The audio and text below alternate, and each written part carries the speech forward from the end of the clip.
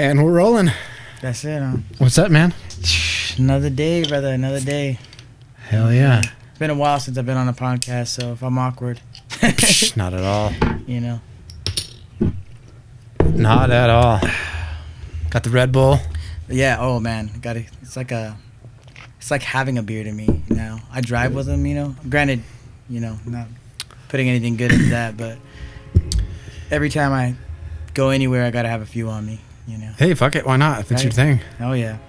Because, there goes the train, huh? Yeah. Yeah, when I first moved here, that train seemed extra loud, but now I'm just used to it. See, I'm used to it too, because the strip of hotels where we're working at, there's a train track right by it. So all hours of the night, there's just a lot bam. Man, yeah.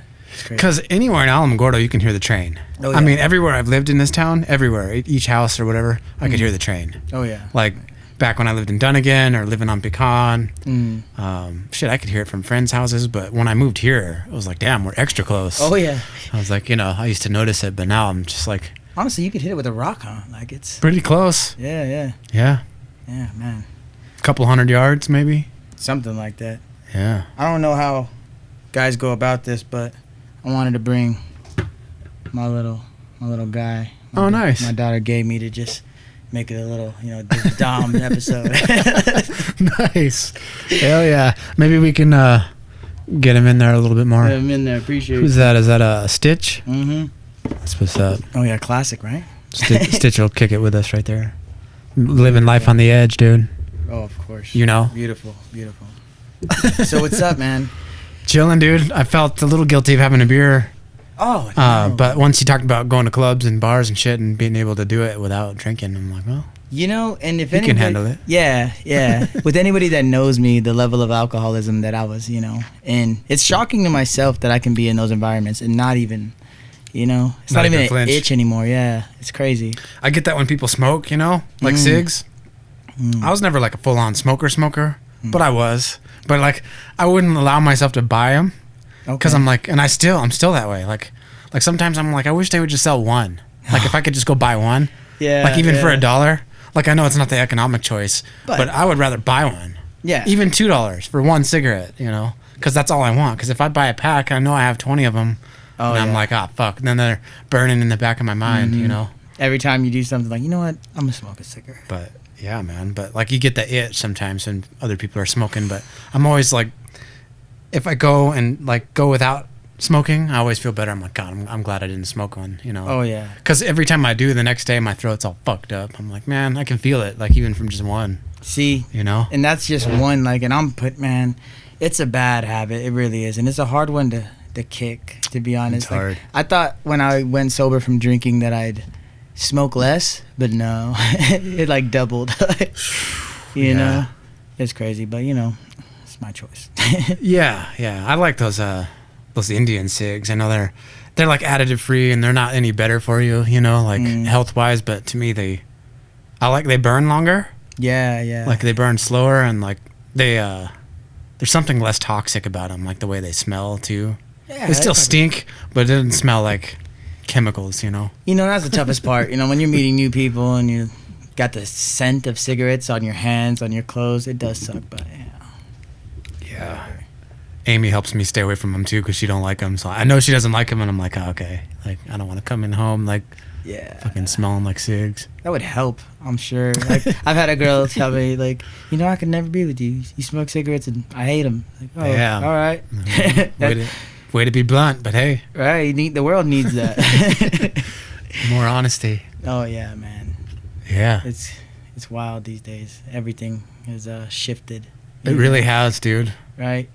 I feel like we've talked about this before, how much has changed, you know, compared to the old times. And I'm not even, being born in 96, I got to see a last piece of what was coming into what is, and it's crazy, man. Yeah, you did. You know, at least you, like, I was talking to the last person I had on here, we were talking about, like, analog, you know, like CDs and cassettes and VHS and payphones and just, you know... Oh yeah, a little bit of that old stuff that's, you know, before everything went digital and streaming and internet, you know, and downloads and MP3s and drag and drops and fucking pinch and zoom and all that shit, you know. Hell yeah, man. I think poverty makes me appreciate that more because, like, even while these things were coming out, the newer things, you know, like, we were too broke to get them. So I would always still have the old stuff. Like, I remember having the Walkman, you know what I mean? Mm-hmm. And I loved the movie Hardball, and I played baseball at the time. So you see me walking around, you know? Like, yeah. Yeah, man. You know, classics. Can't beat it. Having shit on mixtape or burn CDs with multiple songs, you know, like, dude, it's got this, and that on there, you know, or just jamming the whole... You have to jam the whole CD, you know, that's all you had. Oh, yeah. You had... There was always somebody in the group or family that burned their own, you know, so yeah, you could go to them. They'd chop it up and have mixtapes, huh? Yeah. Have all the cool shit on there. The mix. Man. Yeah, you have certain friends who give you certain things too, you know. Like, dude, put all that cool stuff on a CD for me, you know? Like, I got you, man, I got you. Right. Yeah. Right. Oh, man. Makes you kind of want to step back. It's good to step back sometimes, man. Yeah, for sure. Oh, yeah, man. Oh, yeah. I was hearing... Every now and then I go to Joe Rogan's podcast, you know, because I love podcasts. I mean, even before we, like, really dive into this, like, I think podcasts are the coolest fucking things. They're pretty cool, man. They really are. They really are.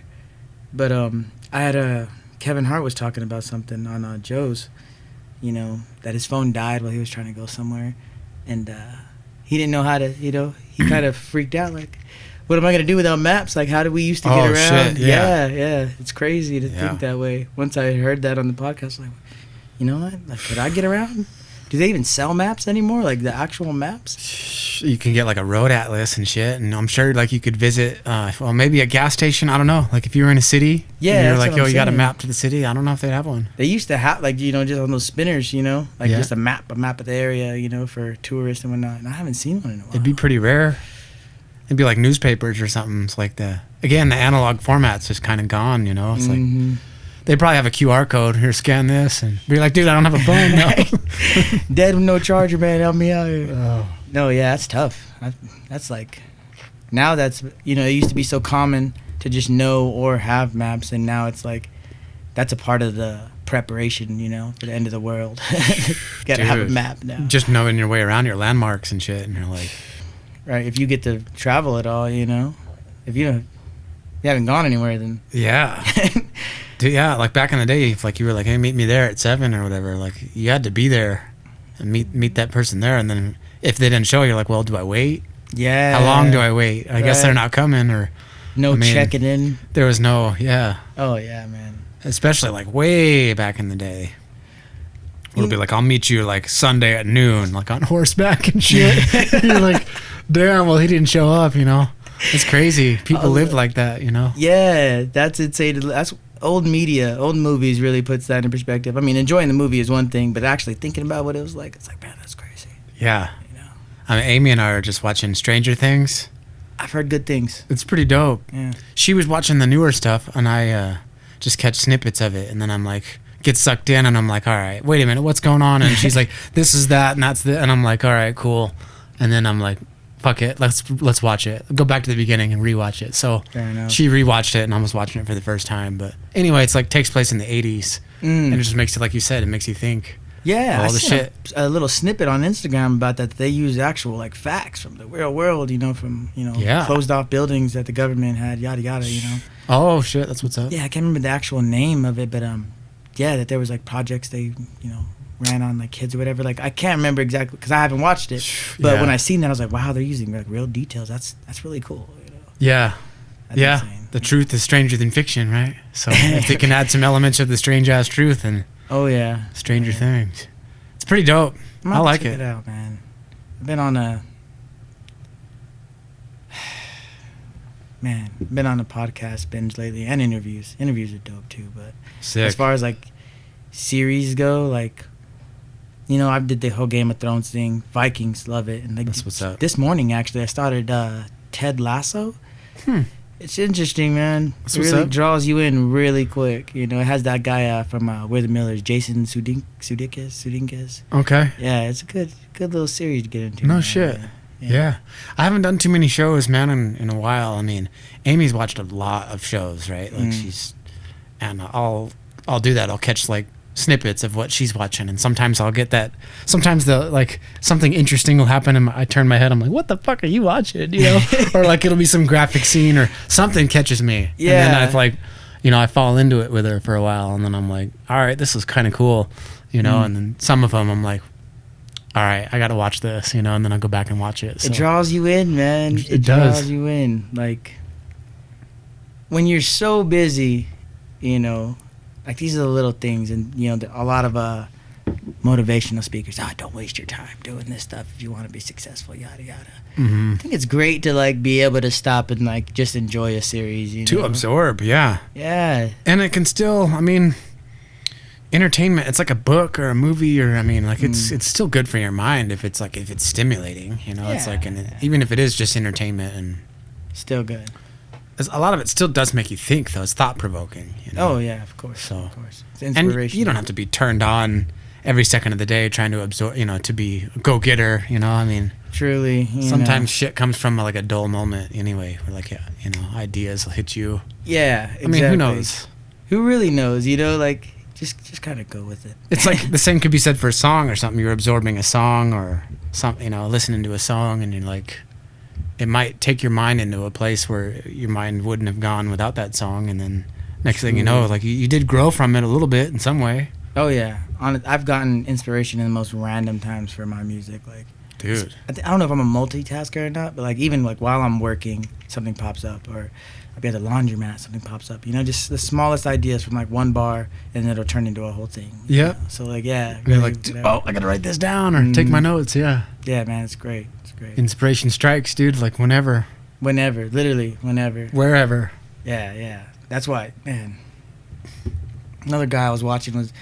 Remember you told me about the Goggins book, right? Yeah. Man, oh, yeah. I had never. It was at the top of my list in Audible. At the top of my list, like I'll get to it. When I was watching that Kevin Hart one, you know, because I'll listen to it while I'm at work if I don't feel like music. And I'm, you know, it's almost done. I'm loading up the next one, and I seen David Goggins. I was like, I gotta watch this. And bro, that guy is so just. It made me like I've been pretty well off lately. Like, you know, my head's been level. Like, I've grown a lot. But when I heard him like in that podcast, I was like, holy shit! Like this guy is something else. Like, you know, he's really onto something here. You know, and it made me question a lot of what, like, everything that I've learned up to this point, and to like, okay, now step it back, because he talks about throwing yourself into the fire. You know, in a sense, he was referencing a sword. You know, you throw it in the fire, beat the shit out of it. Yeah, sharpens the sword. Yeah, that guy is so raw, man. He's so raw, beautiful, and that like made me like, okay, I'm starting the book now. I have to, you know. I started it at work, so it was hard, you know, maintenance day, guys talking to me. But, man, that guy, I was glad you put me onto that book, because then, you know, when I seen his name pop up, it's like, okay, let's see what he's about. I've listened to it twice. I want to go for it again. I mean, just, I don't know. It's just something about it. But his message, though, I'm like, I can't use it for entertainment. I got to use it and actually use it for real, you know? Oh, yeah. I mean, it is entertaining, but I have to... Oh yeah, because he's in order to honor him and to honor myself, or honor the movement about it, the whole thing, you got to apply like what he's telling you, you know. And oh yeah. It's just like, and it's not like, you know, he always talks like it ain't no bullshit. It's not like the 6-minute abs or whatever. It's like there is no quick way to this shit. He's like, you got to grind every day, you know. And yeah, and see, it's not even like, I love motivational things and speakers, like it's great. But you can kind of sense the bullshit in some of them. It's like copy and, you know, paste. His is just so like, like I had a shitty story, and then I just put myself into a situation, you know, because I felt like shit. You know, and he's just constant. It's like, you know what? Like, that's relatable. You know? Dude. Everybody got something going on, and you can literally... There's two ways to dwell in it. You dwell in it in a sense to where, like, all it does is just... defeats you. Yeah, puts everything gray around you. Like, everything just sucks. But you're like, you know what, this sucks. Like, this fucking sucks. We got to do something, you know? This sucks. I'm going to stay in this, so I, you know... That guy is just great. The way that he just explains that side of it, you know? I'm trying to think of where I even found him. Like, it was probably...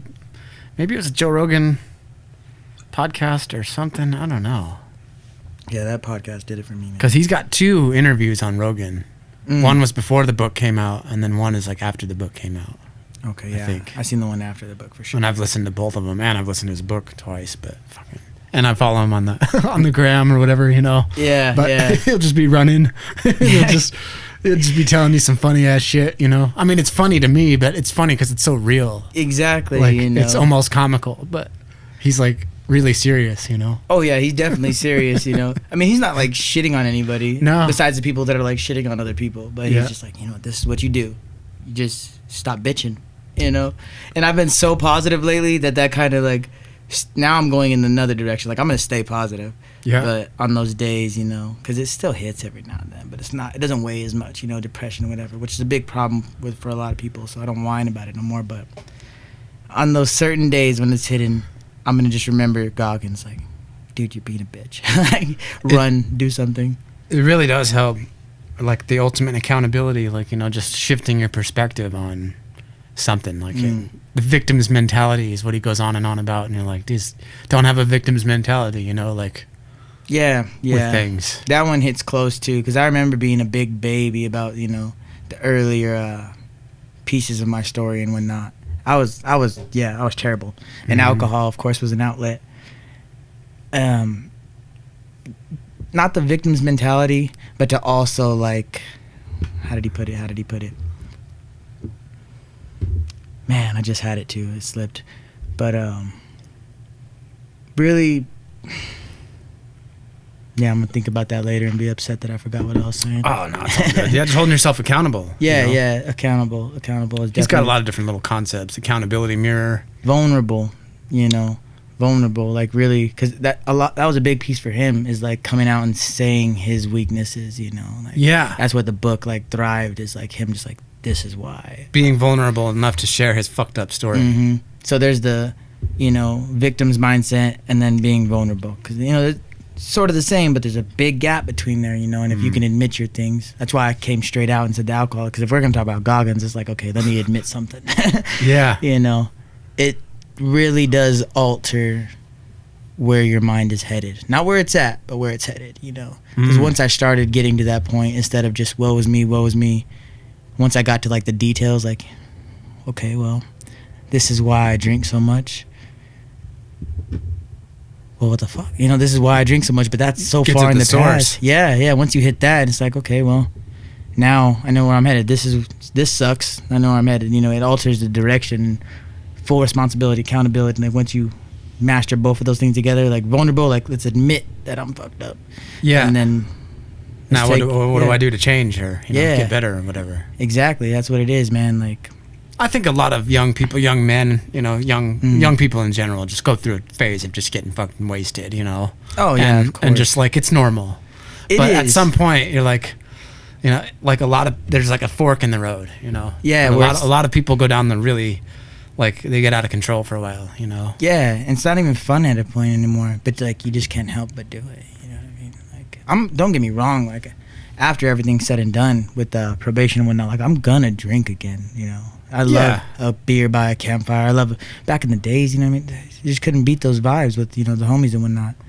But when it comes to like how I'm gonna drink, where I'm at, who I'm with, those are all factors that I'm taking into full consideration now. Yeah, it doesn't need to be reckless, you know. You've come out the other side of it, you know. Yeah. Like, which is like, I know it's happened a lot, but like, man, like to be able to be one of those people, like, yeah, man, like I've literally grown from this, you know, like grown to a level that I never even thought I'd be at, you know, like it's amazing. It's amazing, you know. So you're off probation basically tomorrow. Yeah. If all goes well. If all goes well, you know, I pray for it. Yeah. Like, no, you're good. No, it should go well.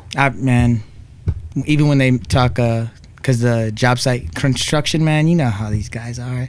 Love talking shit. Oh man, dude, knowing I'm on probation, you know, like I'll talk a little shit too, like, man, I'll beat your ass. I don't call your probation officer. Have you gone? Yeah. Tell them to piss test you, and like I'll tell them guys like, grab a cup right now. I'm clean. I'm super clean. Let's go. Yeah, it's beautiful. I've never been this clean in my life, you know. Yeah. So it is.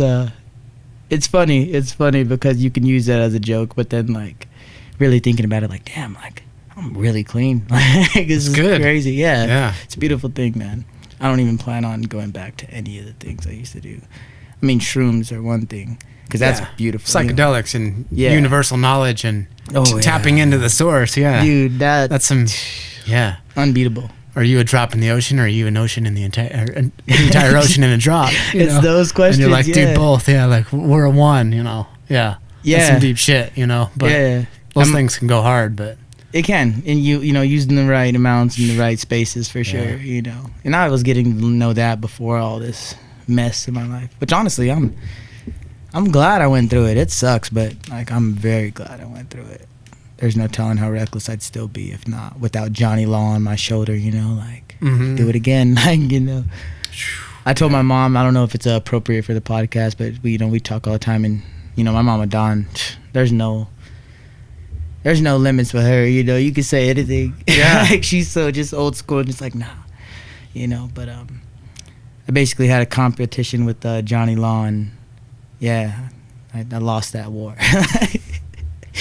Yeah, the law won. Yeah, you know, some things you just can't fight. Oh no.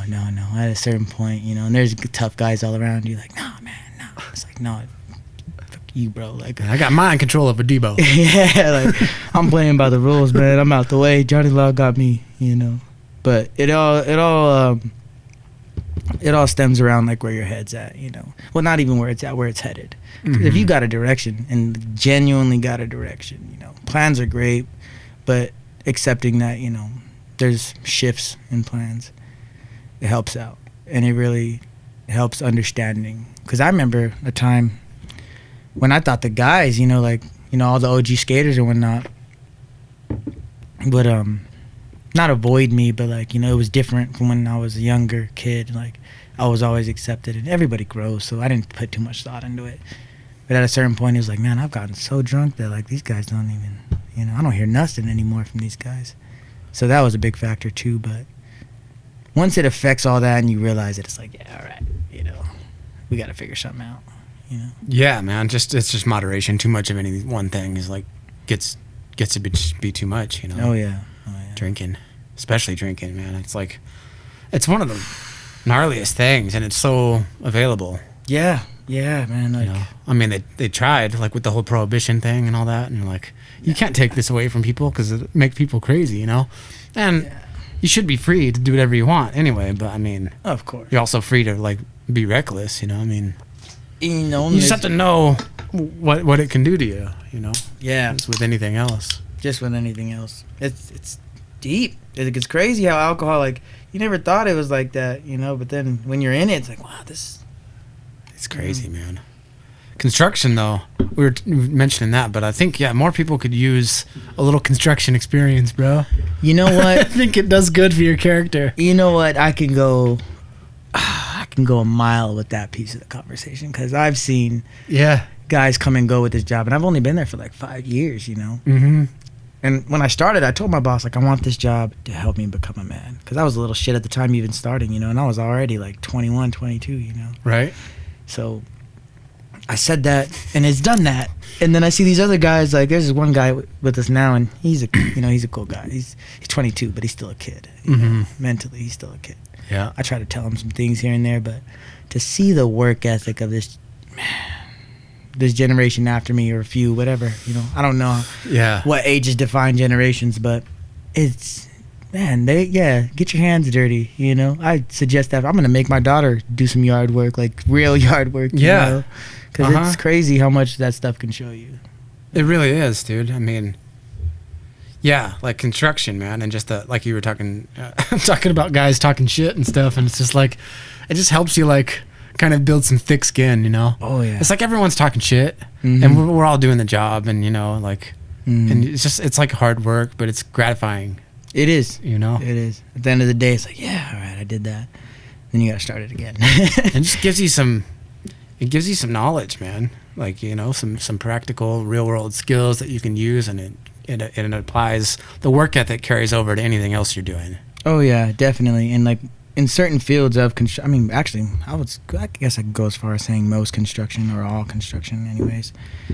If you can do that, and I mean, as far as the hours, the elements, you know, the labor, everything involved, if you can do that, there's not a single thing that you can't do. Because like, especially like being on a traveling job, like, you know, like mine, like, it takes a lot out to miss everything, you know, like you're missing everything. So yeah, those elements are really like key to self-growth, because like I said, if you can do that, you know, because you're missing birthdays.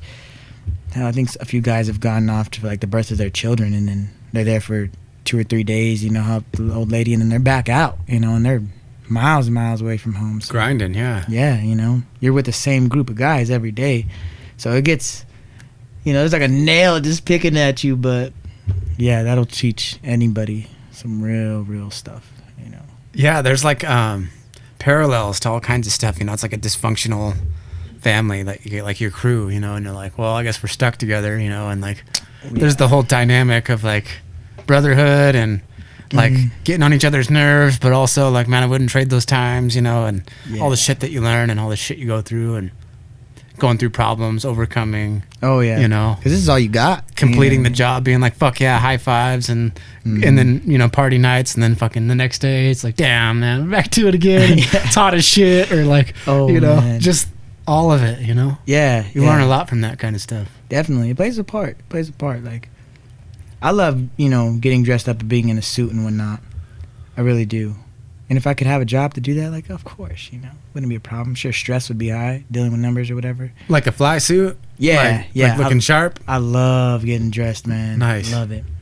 But as far as, like, I've realized as I've got, like, these past few years of me, like, learning to adapt to myself, like, just how country I am. I can listen to a country playlist for hours on the road, man, and I just feel like, yeah, I'm a blue-collar boy. Nice. You know? Yeah. So, no, yeah, like, you know, suit to work boots and being dirty, I may have to pick the dirty side, man. Something that's gratifying at the end of the day when you're like, yeah, I did that. You know? Yeah. It's amazing. And we don't even get lunches, you know? Like, you got to just eat while you work. So, like, even that, some people are like, what? That's crazy. Is that even legal? Yeah. Can they do that? Is that humane? It's like, nah, man, like, it doesn't matter. Like, when you do it, it's like, you're good. You know, at the end of the day, you're like, I worked for this. Yeah. It's great. I might be a pretty boy, like, off of work and whatnot, in a sense, but... Nah, not even close. Okay, cool. You're fresh, but it's good. My mom teases me about that. Not even close. Something about it, man. Blue-collared work. It needs more. Even when I work in town, there's this concrete guy I work with, and solid dude, man. He teaches me about the business side of it, and he's put into my head. I'm glad you said that. You know, it needs more of that. A lot of people, you know, need more of that. A lot of these old heads, man, especially in this area, like, you know, the private contractors, the ones that give the guys jobs, like, getting old, man. You know, getting old. They're on their way out the door. Need some new cats in, so and like nobody wants to work. The generation. Yeah, it's a trip, huh? It is. It's mind-boggling to think about where it's headed. Granted, technology, you know, metaverse, this, that, and the third. It's beautiful, right? Yeah. Beautiful, isn't it? But to think about who's going to be the guys, you know, doing the hard work behind all this. Because everybody can be rich now. You know, everybody can be famous now. It's not as hard of a feat as it used to be, you know. But you're right. Who's the guys, you know, working the strings behind the curtains, you know, anymore? It's crazy. It is. It is crazy, and a lot of those people don't realize it. You know, like, I mean, just people with real skills. You're like, they make the world go around. Electricians, you know, and plumbers, and contractors, and builders, engineers. Yeah, that's the circle right there. The middle class. That's the circle right there, man. And I feel like it's just being less. It's less now. Yeah, they need to focus on that, man. Bringing the trades back and all that. And don't get me wrong. Go for your dreams. Teaching kids how to work and shit, you know, and everyone just wants to be a YouTuber. Like, I mean, that's cool as shit and all. Yeah. You know, like, I mean, if you can do it, you know, or whatever it is you want to do. Like you said, dream, but, you know. Somebody got to, you know, do the work. You know. The work? The work. It has to be done. Yeah. You know? The world will literally halt if this work is not done. That helps me get through my days. Like, you know what? I'm a big part of society now. That's cool. Huge part. Really, really big part. Yeah. It's amazing, man. It's great. But the work. Some of the... You got kids, you know, making money by playing with toys, you know, and just recording it. You got girls doing dances and recording. Don't get me wrong. It's great. I love it. I love what the world is now. You know, you can reach the other side of the world in an instant. But damn, like, let's go outside and get your hands dirty a little bit. You know what I mean? Right. I think there's a lot to be said for that, man. For sure. And that's blunt, but also metaphorical. You know, the whole hands dirty thing. Because there's a lot you could do, man. I've learned a lot. Yeah, like I can pretty much build a house. The only thing I don't know is electric and plumbing, which I could learn. You know. But yeah, and there's code, and there's this, and there's that, but you got the principles down. You know. Yeah. Conceptual stuff, you know, and the tools and. Need more of that, man. Yeah. Need more of that. I'm tired, but you know, we need more of that. It's worth it. Oh yeah. It's worth it, man. This shit pays dividends in your life. That man pays money, and it pays. Yeah, that's. My brother says I'm too materialistic and whatnot, but man, money. I just love money. I hate to be one of those guys, but I'm gonna be honest about it. I love money. Yeah. Know? Well, what is it about it that you love? Honestly, like the freedom or the. It was being flashy at first. I'm not gonna lie. And then having things you never were able to have before. Precisely like everything I have now, even as far as, you know, a decent set of clothes that I didn't get from somebody else, you know. Right. It's amazing. And breaking family curses is what I call it, you know, because, man, we were poor. We were really poor growing up.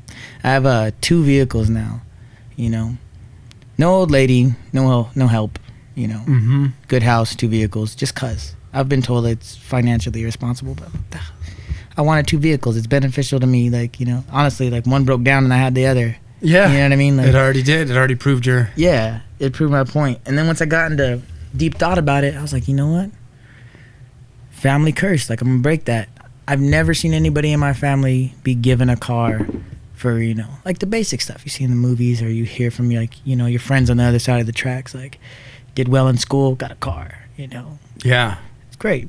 I want to break that curse. So, you know, one of my cars, I'm just going to make it better, pay it off, you know, which is almost done, and just save it for my daughter. She's 10 right now, you know, and this is honestly, I love this part of it. I'm going to give it to her when she's doing good in high school, which is, she's 10. So, you know, I got some time for that. But it's beautiful to me because, you know, in these days, or in a little bit older days, they'd get the hoopty, right? The old car that their parents had when they were growing up, right? Yeah. So by the time she's in high school doing that, like, this nice car that I have now, like, that'll be old, you know? Right. Because it's a 216, so that'll be old by the time she's there. So it's like, yeah, you're going to go through that. You're not getting the car off the lot. I got the car off the lot. You work for yours. You know, but for now, you got this. And it's a nice car, don't get me wrong. For sure. You know, I'm glad that it's going to be old by the time she gets there, because then that's a little character building, you know? Yeah, you got to start somewhere. You know, you shouldn't start at the top. It's not good to start at the top. Yeah, man. Because then you don't realize what the top is or how to get there. Yeah, too many participation awards. Dude, it's fucking terrible, bro. It's terrible. Yeah, we didn't breed any winners with these last few generations. No, we haven't. We haven't been. It's scary. We can do better. We can do better. That's the thing. All of us can do better. Oh yeah. The old got to be willing to give the information. The new got to be willing to accept it. Yes. You know? It's tough. It's a tough. It's a very simple concept, but it's tough to get it, and that's why I'm proud of myself. Because like I said, I was in between. But once I stopped being a little asshole, I'm like, man, there's so much you can learn just from, you know, these old. My boss, amazing dude, man, amazing dude. I've ugly cried in front of this guy. Yeah. You know, I've been with him for a while, and depression was bad, and, you know, family dying, yada yada, you know, drinking.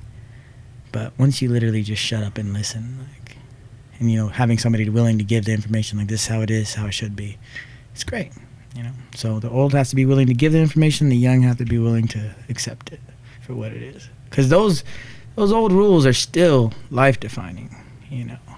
They are, man. Yeah, the old school days were crazy and whatnot, you know. A lot of that stuff, man, it's hard to even say anything these days, you know. Everybody's soft and getting canceled. Cancel culture, is that what it's called? Pretty much, yeah. You know, I get some things were too far, and things are just so different, you know? But a lot of that stuff still stands, you know. This stuff, new, you know, nowadays, it's in and it's out. It's in and it's out. It's in and it's out. Old days, you can still go back to those old standards, you know. The longevity of it, yeah. Yeah. They don't make them like they used to, but it's the truth, like in a physical sense. But now that you bring it up, yeah, even in like the sense of character. Yeah. Those character traits lasted forever all the way up until like, I mean, they still last, you know, but some of it's getting swept under the rug or whatever. But when you lift the rug up, you're like, oh, what's holding up the rug? You're right. The same fucking shit that always has, you know? That mean ass grandpa, Yeah. you know? Yeah, that stuff, man. Gotta go back a little bit. People were hard, and like it's good to be hard, you know? Yeah, there's a fine line between too much and like, no, this is just tough love. You gotta have it.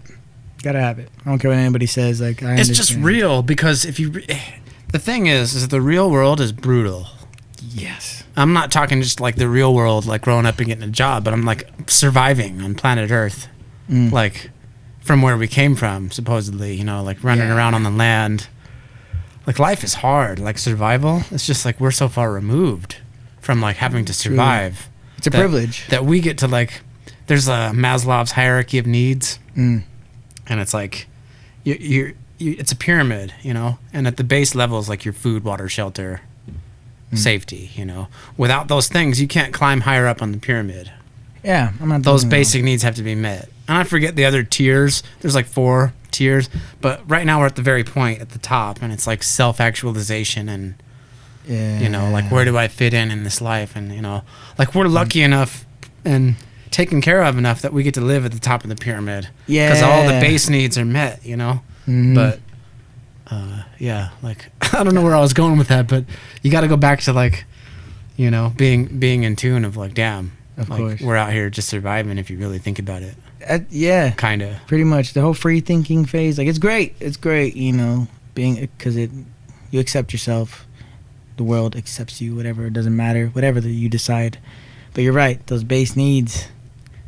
Man, I mean, how many guys do you even know that could? I mean, well, you got a lot of OG homies, you know what I'm saying, that I've known to love, you know, just seeing me like, oh, Dom, you know, but like, how many people do we actually know that could just go out into the wilderness and just survive that shit? You know what I mean? I think it's more than I would think, because, you know, a lot of us are like out here, you know, in like the Alamogordo kind of rural, like small town kind of, and like a lot of us grew up like camping and like learned a thing or two about surviving or some shit. Basic but it's necessities. I mean, food though, that's a whole other thing. I mean, and you got to eat. I mean, it's one thing like, oh, I can start a fire and set up camp and shit, but where the hell are you gonna, you know, go get your own food, like off the land, you know? Botany hunting, you know. It's gnarly, dude. It's fucking gnarly. See, in generational gap from you to me, right? That was your answer to that. My answer to that, like, I don't know one. I love my people around me because it's a small circle now, but they're jackasses. I love them, but there's no way they survive in the woods. No way. Some of them, like, I'll offer camping too, because I got, you know, the guys that I'm close with now, that I make music with, Chicago, Louisiana, you know, Georgia, great group of guys. I bring up camping. Nah, man, I'm not doing that. Why? You know, it's great. I ain't feeling that shit, man. Right, and it's the basics. You know, we don't got to go live out there. We don't got to hunt our own food, but like just the basics is uncomfortable for them. So that. You know, we're not too far apart generationally, but just that gap right there is.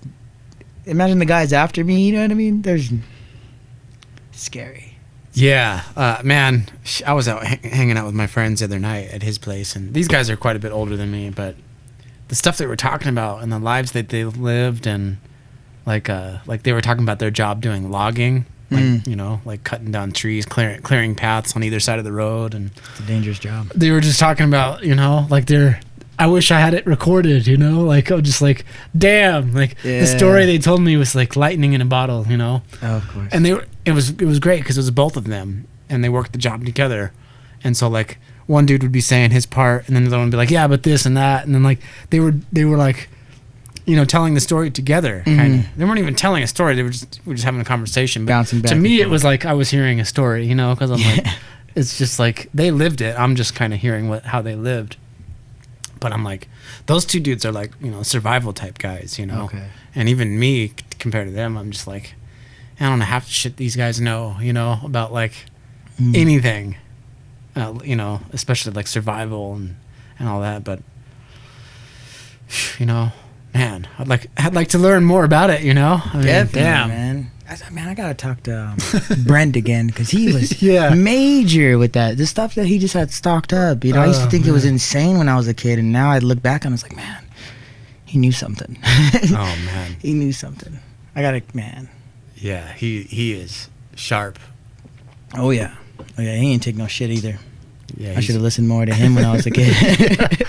Yeah, and him and the other two guys I'm talking about, they're all good friends too. So I'm talking about the same. You know what? The same. That same makes guys. sense. Yeah, that makes sense.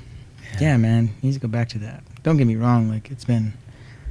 At the time, I didn't realize how special it was. Like now, I can look back at my younger self and like, man, you should have just really realized. But it's like the whole like country music thing. It's like, you know, say rap versus country or whatever, and you're like the gangster shit. It's like the country boys are kind of like, if you really think about it, they're like the real OGs, you know?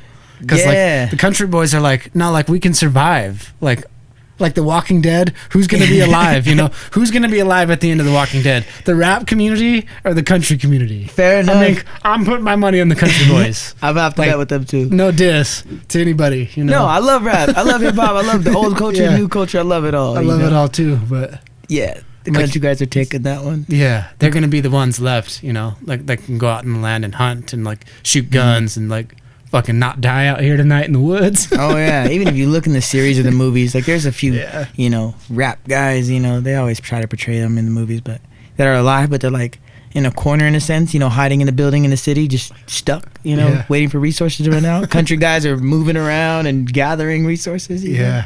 It's always that way. You're right. I never thought about that.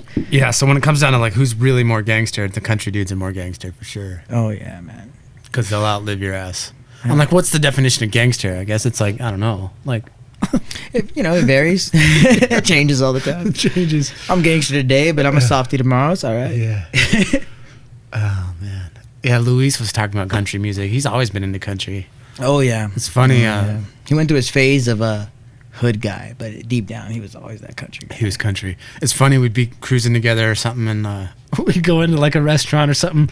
One memory I have is IHOP. Like we go in there and like after skating all night or something, and we were there like super late, early in the morning, you know, 2 a.m. or something, and country music on the fucking radio at IHOP, and he's like singing all the words and shit, and like, you know, this is like baggy pants, baggy shirts, Luis, you know. Oh yeah. Like younger, still skating Luis. And I was just like, I looked at him, I'm like, you fucking serious?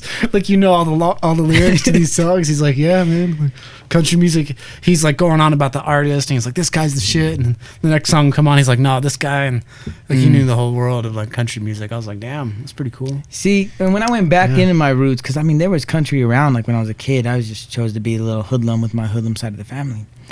When I went back into my roots, like he picked up on that immediately, because he's always been like a brother to me, you know. So as soon as like I'm going back into country, he's like, no, let me show you. Luis? Yeah. Nice. Yeah, man. I love that guy. Yeah, me too, man. He's awesome. But as soon as I was going into country, he's like, "Oh, you want to hear country?" You know, I'll show you through a some list shit. of things. Yeah, he's that guy for sure. And then, you know, the dirt bikes, and now he's all booted up. I hear like that's all he wears now is boots. You don't even see him like how he used to.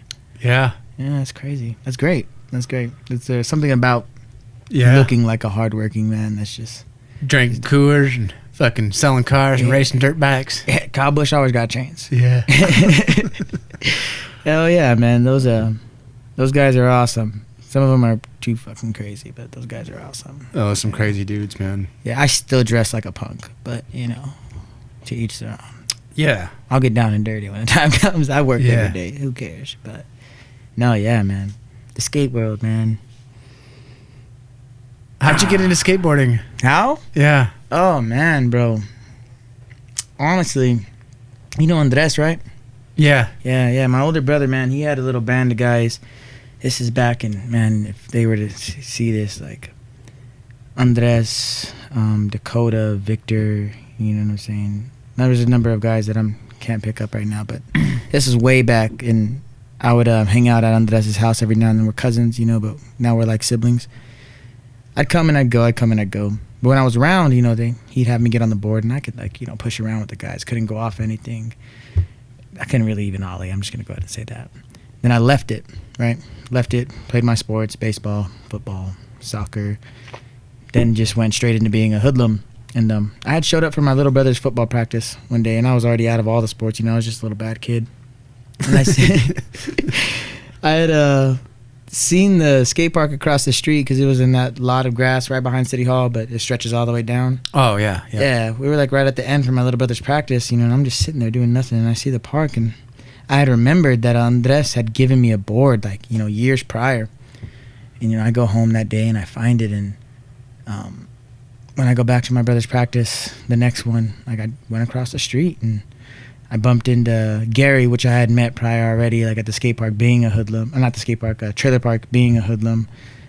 Timmy I went to school with, and I think that was that, of course I knew Luis, but I just bumped into my little group of guys, and, they invited me in. And at the park? They were already at the park? Yeah. Okay, cool. I just stroll, like, where the pathway goes from the Red 5, beside the dome, I just stroll in, and I just remember, like, rolling into this circle of guys, and it was, I still tell, like, my hood friends that know nothing about skateboarding, like, the skateboarding world is just the most accepting, like, world that I've ever seen. Like, there's, cocky guys with all the sports, even in skateboarding, but I feel like it's just less common in skateboarding. So that was the start of it. It was just rolling into that and being so accepted, It literally just rolled into it. I just rolled into it. There was no, like, I don't have a miraculous story. It's just, it was there. Yeah. And then I left it for years because it wasn't my thing. And then I just rolled back into it, man. It's a trip, huh? Yeah. And then Dom Stogden, was born. I get this talk like that because it was a crazy ride, man. Like, man. Yeah, like a big fish in a small pond kind of, because Alamo's small, Mm-hmm. and there's not that many of us, like in the skate community. It seems like the further back I go, the more and more skaters there were. Well, I don't know, maybe I'm just tripping, or it's gotten thinner. No, but when I started skating, there were so many heads at the park, like just a lot. And it was pure. And they'd be there regularly, like 15 people deep. Always. On the regular. And then like it just got thinner and thinner throughout the years. But that was another band, like, how we were talking about construction earlier, that was a family. Like that was, because you chose to be with these guys every day, so it was different, like, because they were there every day, Yeah. Not only has it, like, shrinked, but it's diluted now in this area, which is, it's fine. I love to see the kids, I almost bump into one, like, oh, my bad, little man, yada, yada. Yeah. I'm a good guy now. It's different. Yeah, back then, even if I bumped into a guy being, like, a decent skater, like, get beat up or whatever. Get the fuck out of the way. Yeah, right? Yeah. Man, like, it's cool to see, but it's diluted, It's not the pure culture that it was now. Now it's just a place to go, but then it was home, away from home. All the miscreants were at the skate park. Yeah, man. I fell into it too. Just fell into it. It's kind of hard to find your like exact moment of coming into it. But I do have I played soccer. I lived out in the fucking middle of nowhere in Alamorosa, which is between Tule and Alamogordo, like out there in the dirt. Yeah. And the next door neighbor kid was playing soccer, and he was like, "Do you want to play soccer?" And I was like, I had nothing else to do. I was like, sports kid, running around, jumping off shit, running around, having fun, just sports, whatever. The good old days. Yeah, I was into sports and whatever. So I was like, yeah, like, I ain't doing shit out here. I'll play soccer. So that was the only like official sport I ever played, like on a team. I played soccer with this kid from next door, and it was kind of like, the next door neighbor was like, I don't know, like a little ways away. Like, the houses weren't real close because it was out in the country, So even though he was the next door neighbor, it was still like a little bit of ways to his house. Yeah. So space out there. Like getting away and being able to go to the town and like play sports, it was cool. And I'd carpool with him and his parents, and we'd go play soccer practice game every now and then. But it was at Washington Park. And there's a picture of me. I want to find it. I don't know if I still have it. I've got to have it somewhere. I hope to see that. But it's like a card, like a soccer card, like a photo that they made for us. And it's like me standing there with a soccer ball under my arm. And the background is Washington Park, like the field. It would be the, like if you're skating the flat, like if you're the orange curb and I'm like where the tree used to be and we're playing skate right there, looking that way, looking towards the south. On this that side. Field. I'm like standing in the field with my back to the skate park. Oh, so it was in the background, the skate park. The skate park was in the background of the photo. That's and cool. I'm standing there with a soccer ball under my arm, and then like if you look in the card, there's like a couple of silhouettes posted up underneath the tree. That's beautiful. And you're like, that's some foreshadowing for my life right there. You know? Yeah, because you became one of those guys. Like, You know? Like, it makes me wonder if I'm just realizing this just now. like if I'm in the background, it's a silhouette of some other kid's soccer photo. That's beautiful. Yeah, because that's probably that's just yeah. rad. So many fucking times have I been at the park, you know, with like soccer games going on. Truly. While they're taking photos. I wonder who those guys. Like you couldn't even tell. It was just silhouettes, right? Just silhouettes. That's crazy. But it would have been like 98 maybe, Mm. because I was like 8 or something. So Man, that's when I was playing soccer. I wish I had something like that. That's crazy. Like that is crazy. You know. I know. I started skating there in like 2000.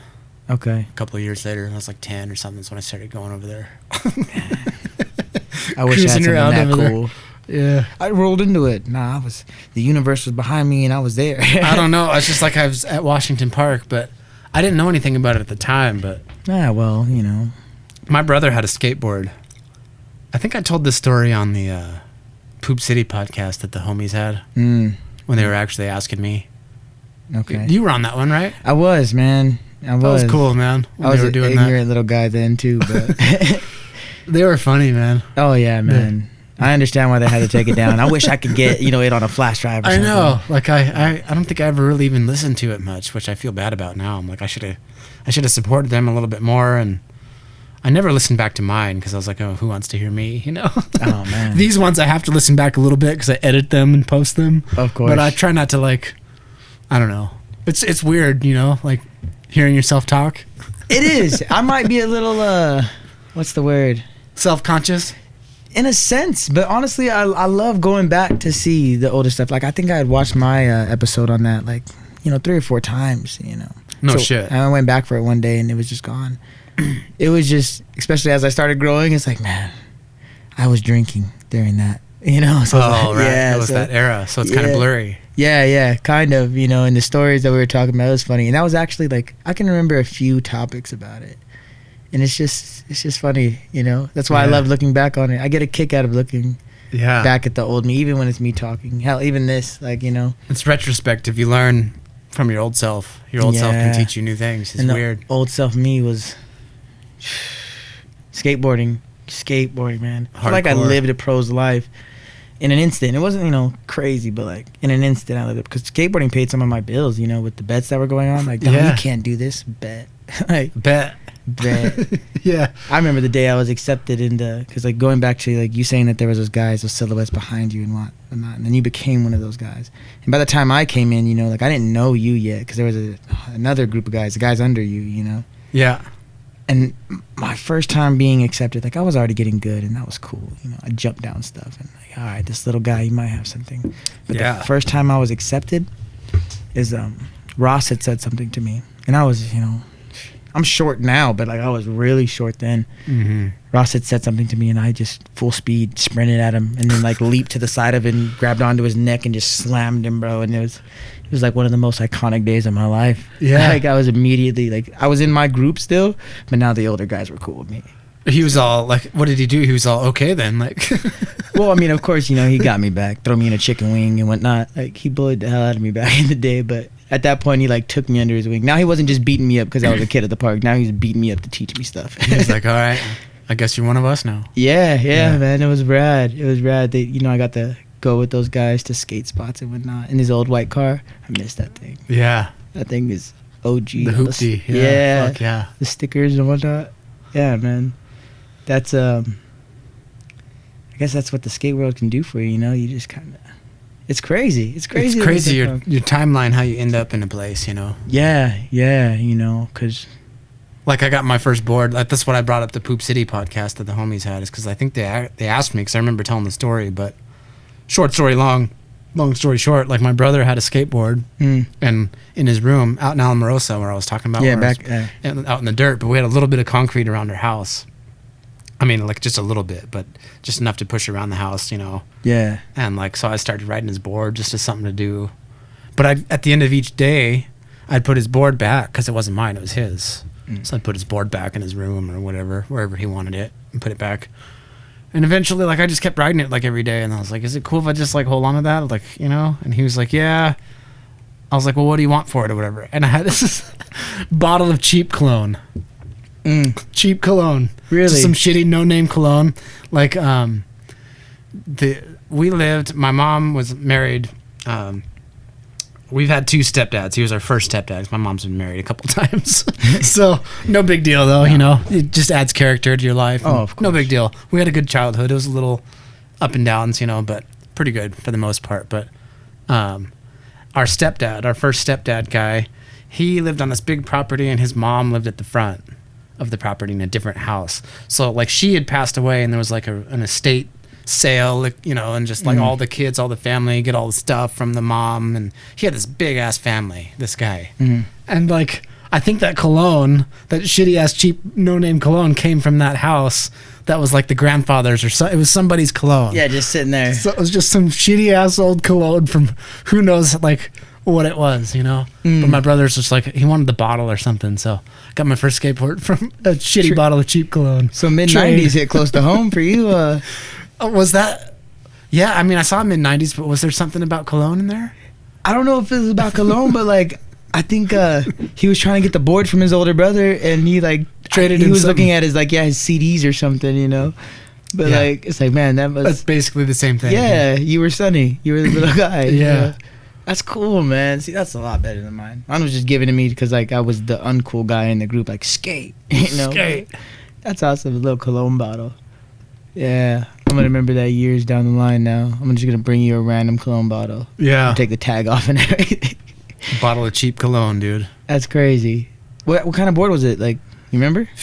It was like a department store board, like a fucking Walmart board or a Kmart board or something. But it was it seemed like they were really thick. Like these ones are like nice and thin and pressed. Yeah. It seemed like thicker. Like the veneers were like, you know, it just wasn't as pressed. It wasn't as hardwood. It was like softer wood, kind of like Kmart board style. Yeah, yeah. And I think the grip tape, I don't know. It just it had like hardware that was rounded, you know, instead of like flat bolts. It had like hardware that was like almost bubbled up.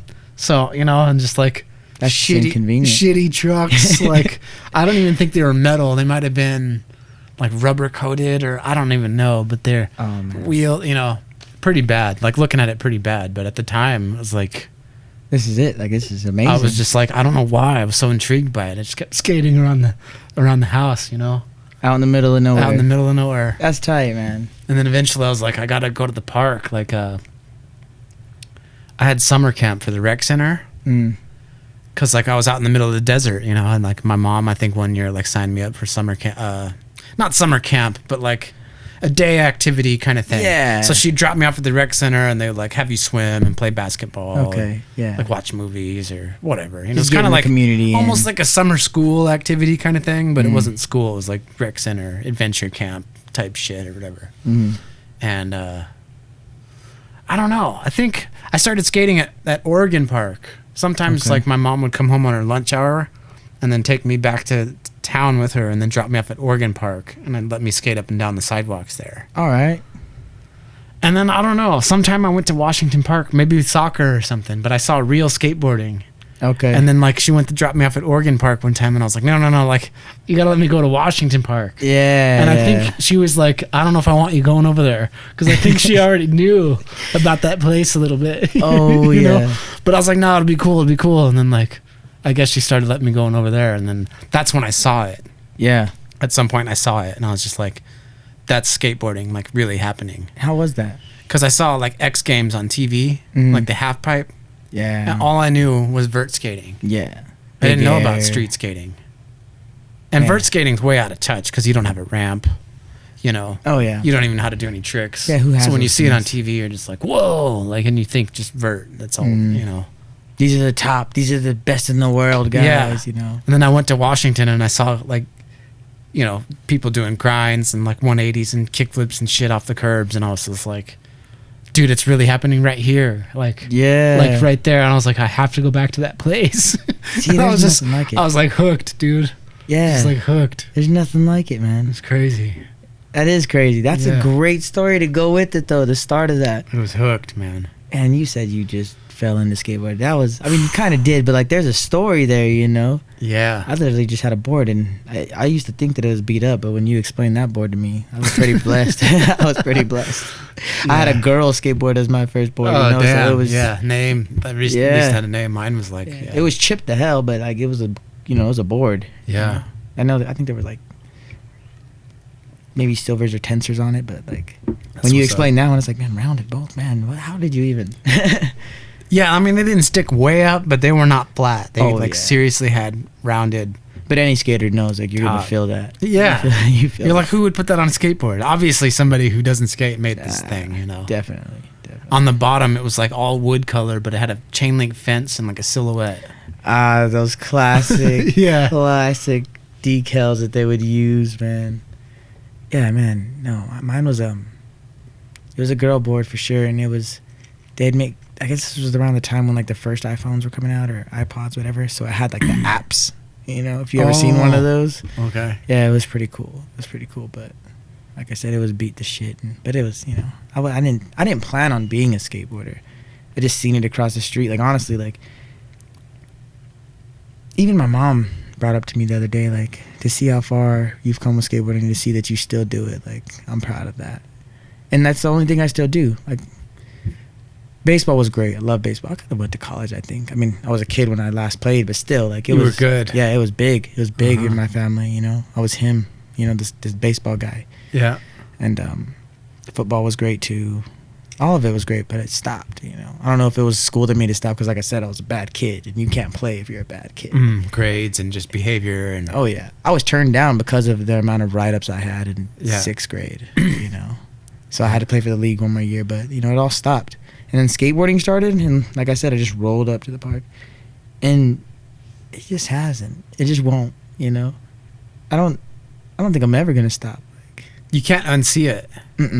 can't unfeel it. Like No. just team sports, great. You know, teamwork is a great thing. You know, and when you play well together, you are well. You're good. You know, but skateboarding, it's all on you. That's it. And there's no best because you know. Apples to oranges. Yeah, you know, people can't do what Nyjah does, but Nyjah can't do what Richie Jackson does, or you know, Oh, yeah. you know what I mean? Yeah. It's insane. It's insane how much. It's like music. There's so many different genres. Well, Yep. with skateboarding, there's so many different styles. You know. Yep. Yeah. So once I got a taste of that, I think that's what did it for me. Is this is my world? You know, I'm with these guys. You know, and I love shredding with them. You know, And we're a crew. We are a team. Yeah, we family. are. But Yeah. you're on your own though. Mm-hmm. Yeah. It's insane. And you can go anywhere, you know. Like I said, you'll bump into a few guys that are like, all right, dude, chill. But you can go anywhere, and the guys treat you as if they knew you the whole time.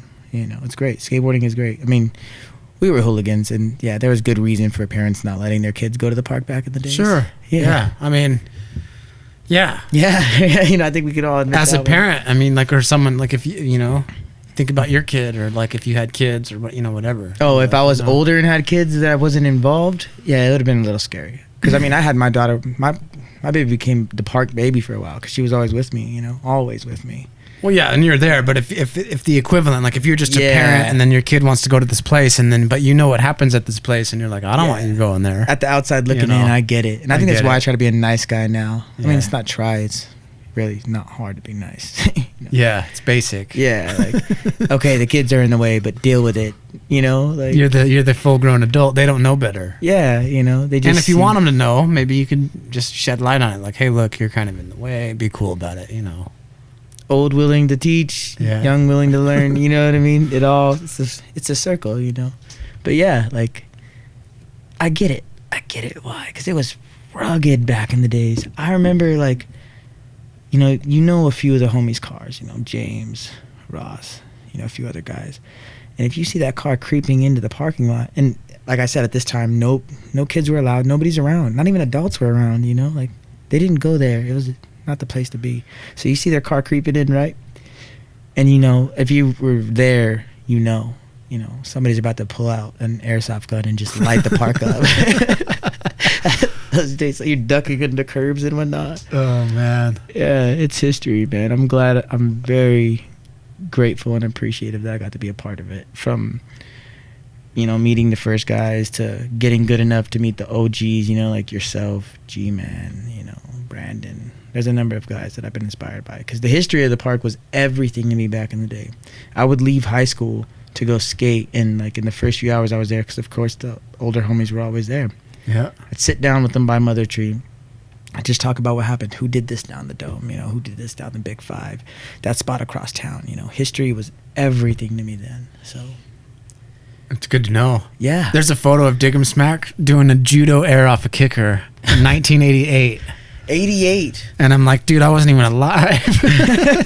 And so like, I just like, damn, you know, that's why I wanted to do that board, you know, because I wanted, honestly, you know, if I had like the budget or like had it all figured out, for one, it's a lot of work to do a graphic. Yeah. You know, and then you have to order a certain minimum, and then you don't go through them that quick.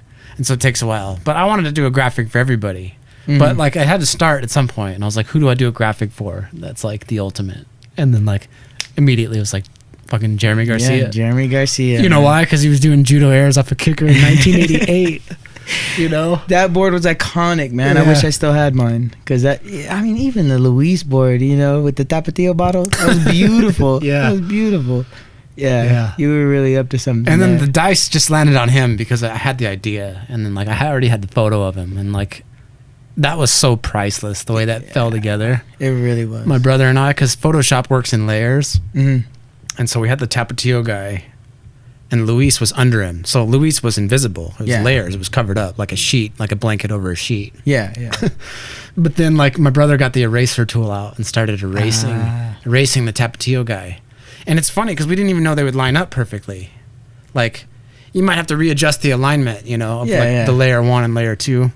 But they were lined up perfectly. For his face to be right there? He started erasing the Tapatio guy and the eyes started becoming Luis. And it was like a trip. It's like anybody. It's like if you put your face over mine and then, you know, like start erasing your face and it starts becoming me. It's like a trip. But that's like, set up. Yeah. For that to be just there. Like we started erasing the Tapatio guy and it started morphing into Luis like seamlessly. And it was so funny. We were just laughing like hysterically. That was meant to be. It was priceless. That was meant to be, man. Even that, man, all of that has played a major factor in my life. The backpack you rolled to the park one day and gave me a backpack of clothes. It was a shake jump backpack. All of that. Yeah, oh yeah, man. I remember it all. Like those are the only things I remember. I don't remember. I remember giving you stuff. I just, you know, I didn't remember the details, but that's dope. Yeah, I definitely remember.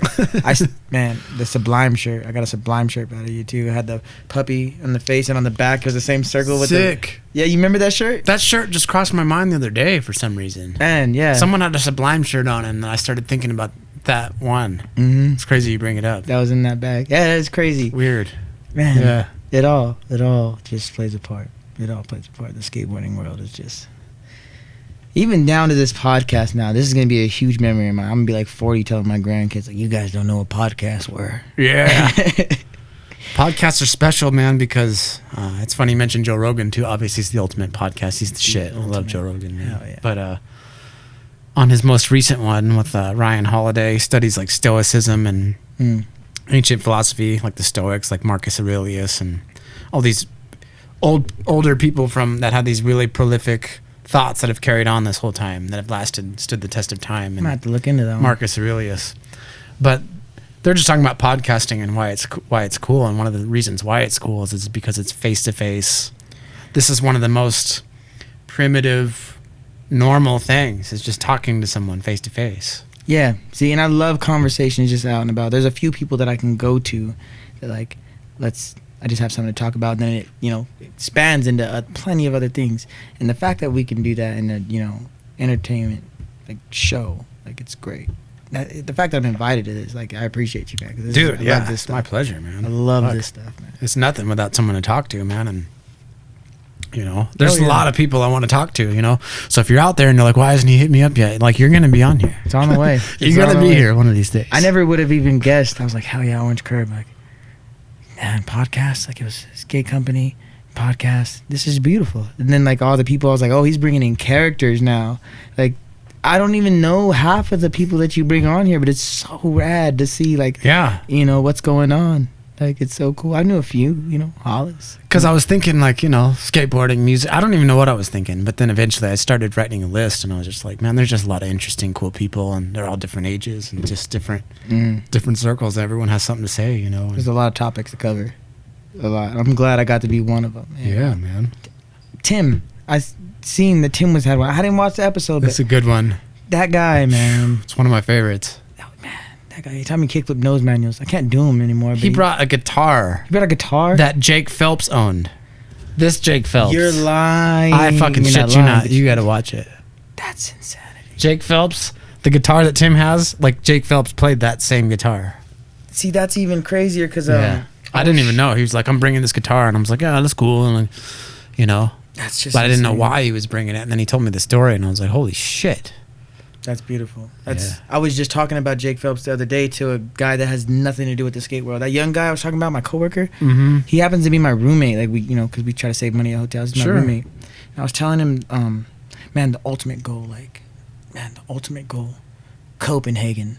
He's like, what? It's like, fucking Copenhagen, man. Copenhagen. So I'm showing him, you know, the video from like 2016, you know, the whole event, you know, the whole 5 days. And, you know, you see Jake Phelps and I'm like, this guy.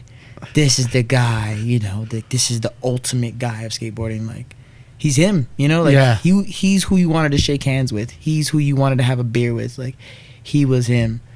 And I'm just explaining this whole thing, you know, like the owner of Thrasher, this, that, and the third. And you're telling me that Tim had a Jake Phelps guitar. Yeah. That's crazy. Yeah, man. That's insanity. It's fire. Man, I gotta see that guy now. I mean, I gotta see him in general. Like I said, yeah, catch up with him. Yeah, he was one of the guys at the park when I first came. You know, like he was always there. He's the coolest guy, and then he just vanished. Seemed like all you OGs vanished. Well, shit, I vanished. He's got too. the story tells it all too. He tells it like why he disappeared. Really? Kind of, you know. In the episode? Yeah. What am I? I'm sleeping, man. I'm sleeping. You'll catch it. It's there. Oh yeah. I got a lot to catch up on. My favorite shows, my favorite podcasts. I was telling Timmy earlier, like, man, I feel bad because I'm behind on Pat's podcast, and now, you know, he asked me to be in one. Like, you know, it's insane. It's a lot to keep up with. Everyone's got their shit to keep up with. Oh, you know? Man, everything. It's taking that step back, you know, to enjoy the little things that make you happy. Yeah, there's just so much to consume or to do or to, you know. Oh yeah, I mean, you got the world in your hand every day these days, you know. How much can you really put into that each day, you know? Yeah. You gotta work, you know, you gotta eat, you gotta interact with the world around you, but like the world is in your hands every day, and you know, you have your podcast, your favorite shows, whatever it may Especially be. these long format conversations where like, who's gonna stick around for 2 pushing 3 hours or whatever, you know? I mean, yeah. I don't expect that from everybody, you know. If they tune in for a little bit, like, cool. If not at all, cool. Some people stick around for the whole thing, and you're like, right on. See, it's perfect for cleaning days for me. Cleaning days, podcast. Fuck yeah. You know, but yeah, man, having the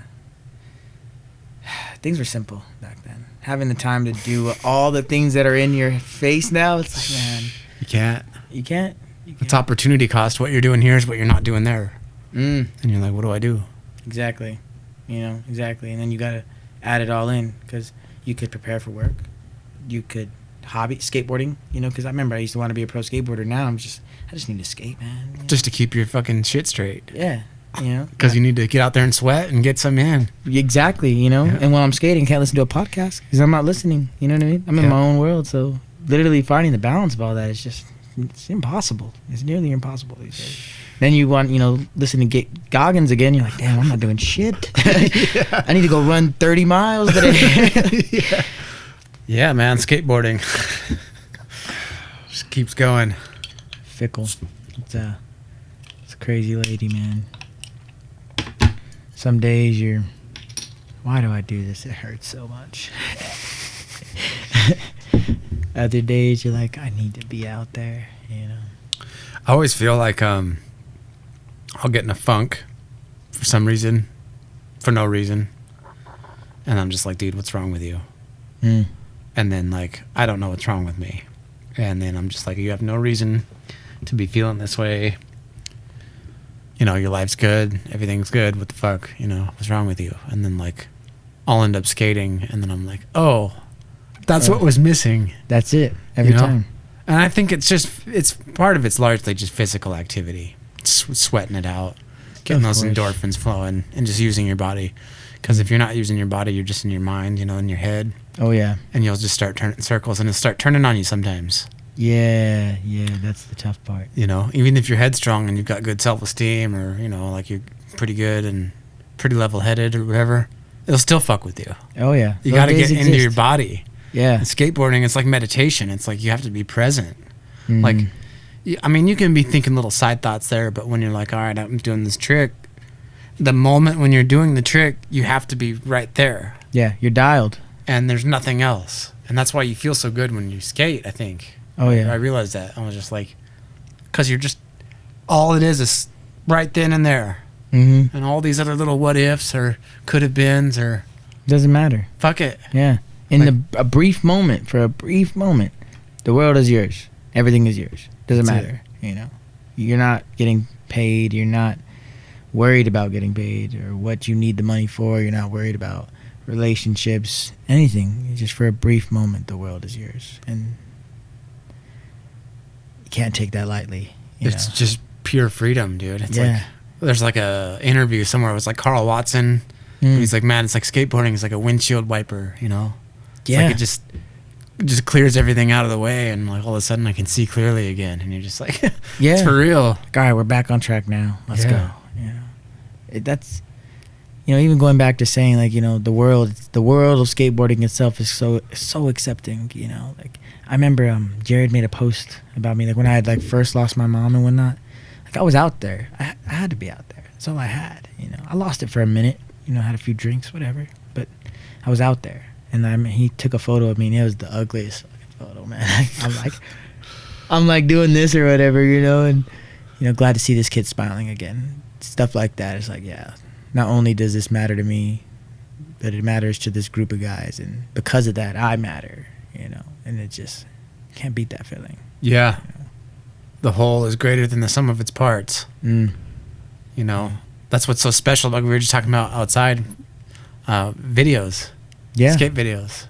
Yeah, like all of those. It's like an album. It's like all these guys for years would film these parts, and like there's a Tony Hawk interview, and he's like, "Yeah, what do you think about video parts nowadays?" He's like, "Video parts." He's like, "What are you a part of?" He's like, that's just you. That's catchy. He's like, video parts used to be like you were a part of a whole. But like. I think the whole skate community, it's like a whole, and we're all like a spoke on the wheel kind of thing. Yeah, every aspect of it, because it's so different. You have your Hesh guys, you have your hood guys that still listen and dress the same way that they did in the 90s and early 2000s, and they're still those guys, and it's great.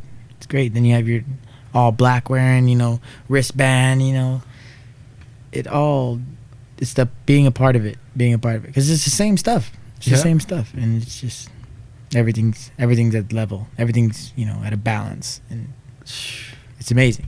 It's amazing. You don't got to be the best at it. No, you don't have to be. Doesn't matter if you're the worst at it, because there is no worst at it. No, it's crazy how open the world of skateboarding is. Like it doesn't matter. It's cool. Matters. Like when your homies too. When you're like, like. Someone could be doing something and like it's work for them, so like it might not be like the most technical thing, or it might even be something you could do easily, but like for them to do it, it's like it's dope, for them to do it, it's like they're stepping it up, and when they get it, you're like stoked for them, and you're like, fuck yeah, exactly. The hype is always because when they're pushing themselves, or that's what matters. It's dope. It is when you're hyped for somebody else, that's when they get theirs in, that's when you're like that genuine person, because it's like I don't I could do that, but like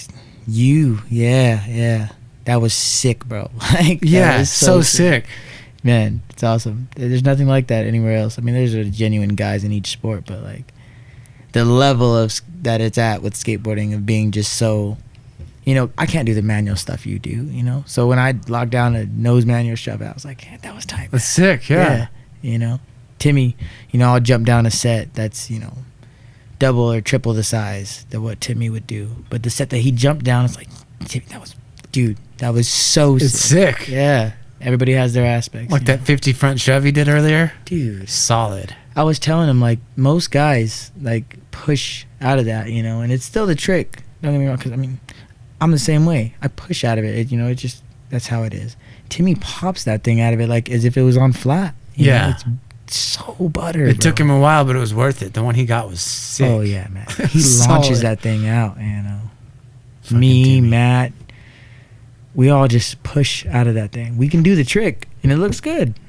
But Timmy's are just so, that's Timmy's always had really good looking tricks. Like dialed, like his kick flips and tray flips, Hart flips. He's always like made it look good. Yeah, he's that precise guy, which is cool. Oh yeah. 3 shoves, all that. It's just so clean when he like sits there and does it. It's like, them fucking 3 shoves, man. He just hucks them out, man. Them shoves, dude, are crazy. Like John Rogers, those 540 shoves. Like, what's up with that, dude? If I even attempted it, it's spinning both ways. It's not just spinning the board, it's flipping, and it's not going to be landed. He 540 shoved the double set up there. Really? Yeah. I forget if it's on his Instagram or in a video somewhere or something, but you're like, what the fuck? What? I didn't see that one. Dude's gnarly. That is gnarly. Shoves are dangerous, man. Shoves are so dangerous. I'm always scared of the 3 shove because I'm always like, it's going to flip. It's like fakie big spin to the heels, like the fakie blind side, front side, whatever you call it. Yeah. They always flip over. Yeah. I'm like, I don't know why I can't keep that trick like flat. But Man, then the nollie one's like whoosh, flat. No problem. Perfect. That pre-move The fakie that one comes just from flips fakie. over all the time. Yeah, man. Everybody has their things. Yeah. It's crazy. It's weird. It is weird. Man, but even the double set? Yeah, man. Yeah. That little pieces of history. Because, you hear about all these stories and you get to see some. Like Avery's front big spin, because he used to have those things dialed, man. Dude, Avery's sick. Dude. He came out the other day. He didn't really skate, but he came out. That's awesome. That's good to see. I haven't those seen guys him in a come couple of years. I still hang out with him. Got a lot of love for that guy. He was there for me in some, dark times. We were in dark times together, and those are the kind of things when you can come out of those things together, it's like, yeah, you're not. Yeah. That's for lifers. That's for life, yeah. But, man, I can't even remember why we were all up there, because there was a number of us. And I just stopped. I had to stop. Nothing was being landed. One of my days. Right. And I just got my phone and I sat back and recorded. And that guy, tray flipped the double set, front big spin, you know what I mean? I think he even front big heeled it that day. And he was just on edge and on point, And his front big spins were just so butter back in the day. That's a gnarly trick, too. Like straight front side big spin. Like, oh, yeah. Because with the backside, you got a few ways you can get out of it. If I feel like that front side big spin, like it goes wrong, back to the head. And you're just over it the whole time. You're right. There's kind of no way to get away from it. Mm-hmm. It's a scary one, but to see some the backside one, you'd think in a way would be. You're going blind towards the steps, but you can kind of like throw it out there and kick it out, or you can like even if you land on it and slip out, you can kind of just like catch yourself, slip out clean. Just kind of let it go. Yeah, you got a few. The front side one though, like if you get wheel bite, you're going like launching forward, or like I don't know, just slip out on that one, back to the head. It's scary, but there's those few moments. I think that same day, Zane inwarded that set. That's fucking sick. That was so sick to see, man. Dude, he's the ultimate skate rat too. Does he still have the chops? Nobody loves skateboarding more than Zane, really. Man. That I can think of. No. We were talking about that during the Curb Appeal one. Really? When I had Jared and JoJo and Lane on here, we're like, dude, Zane is like, he just skates like, he just cares so much about it, Yeah. Like all of us care about it, but he's like, he cares about it like nonstop. Truly. Like he's always getting it. Let that guy win the lottery or something. Over 75% of it's going into the skate world. I feel like. I think so. I'll bet money on that. Yeah. You know what I mean? He inward heeled that shit, dude. He really did, man. That's sick. And it was just so awesome to see. That's another thing about skateboarding. Just seeing things is just the craziest. It's the craziest feeling. You don't even have to be a part of the situation. Just watching it like firsthand. Oh man, that energy is amazing. That inward, man. It was so dope. So dope. Man. Yeah, he's not even like necessarily like a jumper either, but he's just like he just inward heeled the double set. Yeah. And that's like, whoa. I don't even remember what any other tricks he was building up to before that. Because, a lot of guys, they hit their go-tos and a few basics, get warmed up on the set. I can't remember what he was. I think he just went straight for that thing. And, yeah, he rolled away from that thing. It was so dope. That's a gnarly trick. Oh, yeah. Like, I've never done an inward heel. No? Ever. Like a straight, regular inward heel. Yeah. I used to have them. I don't know. I've never been able to do it. I don't know. It's a strange one. It is a strange trick. Just I think nollie or fakie to me makes more sense. Just the way that it, not logically, but just like on the board. Yeah, how like you feel. How it just works, nollie or fakie maybe, but regular I'm like I can't get over it. It's weird. I've never really worked on it though. I bet you if I worked on it for like a while, I'd get it eventually. That goes for anything, but nollie and switch to me, that were always my go-tos. The regular one, I've gotten lucky a few times in games of skates, but throwing it down something, that's nuts. That's nuts. There's a number of things too. Like, man, what's a trick that you have that's easy for you? That's like that is unexpected. Like that somebody else would be like, oh, that's hard, or it seems like it would be a hard trick, but for you, it's kind of easy. To this day, nollie tray flips. I dial those things. I could throw them fat like earlier. Yeah, I saw that one earlier. Yeah, and that thing just swept the ground, but it was just clean, like nollie tray flips. Because I throw it trashy on the ground. I could also throw it clean, and then I huck it down, a ledge or a stair set. Like, yeah, that's my trick. I love that trick. Nice. Yeah, that's a good one to have too. That is a good one. Yeah, I don't know why, because that one and switch and nollie tray flips I learned way before I learned regular and fakie. So that's why it's the unexpected part you're saying. That's because you see me throw a tray flip, but like, this guy can't. He could skate, but he can't. Do the techie stuff. And then nollie tray flip just floated. It's like, oh wow, okay, all right. There you go. Yeah, yeah. That's one of my go-tos. I can dial that in a game of skate at any time. So, and not a lot of guys have it, so it's cool. That's dope. Yeah, that's mine. Yours? It was unexpected ones. It was a switch hard flip. Because and I could only do them on flat, but they were easier for me. Yeah. Than regular hard flips. I haven't done them in a while. Yeah. So I need to get them back. So I wouldn't say like to this day right now, because I don't have them right now on lock or nothing. I'd have to go in there and work on it again for a while. Yeah. But for some reason, it was like, you say switch hard flip, people are like, what? Like, you switch hard flip's kind of gnarly. Yeah. But to me, it was like, I don't know, it was kind of easy.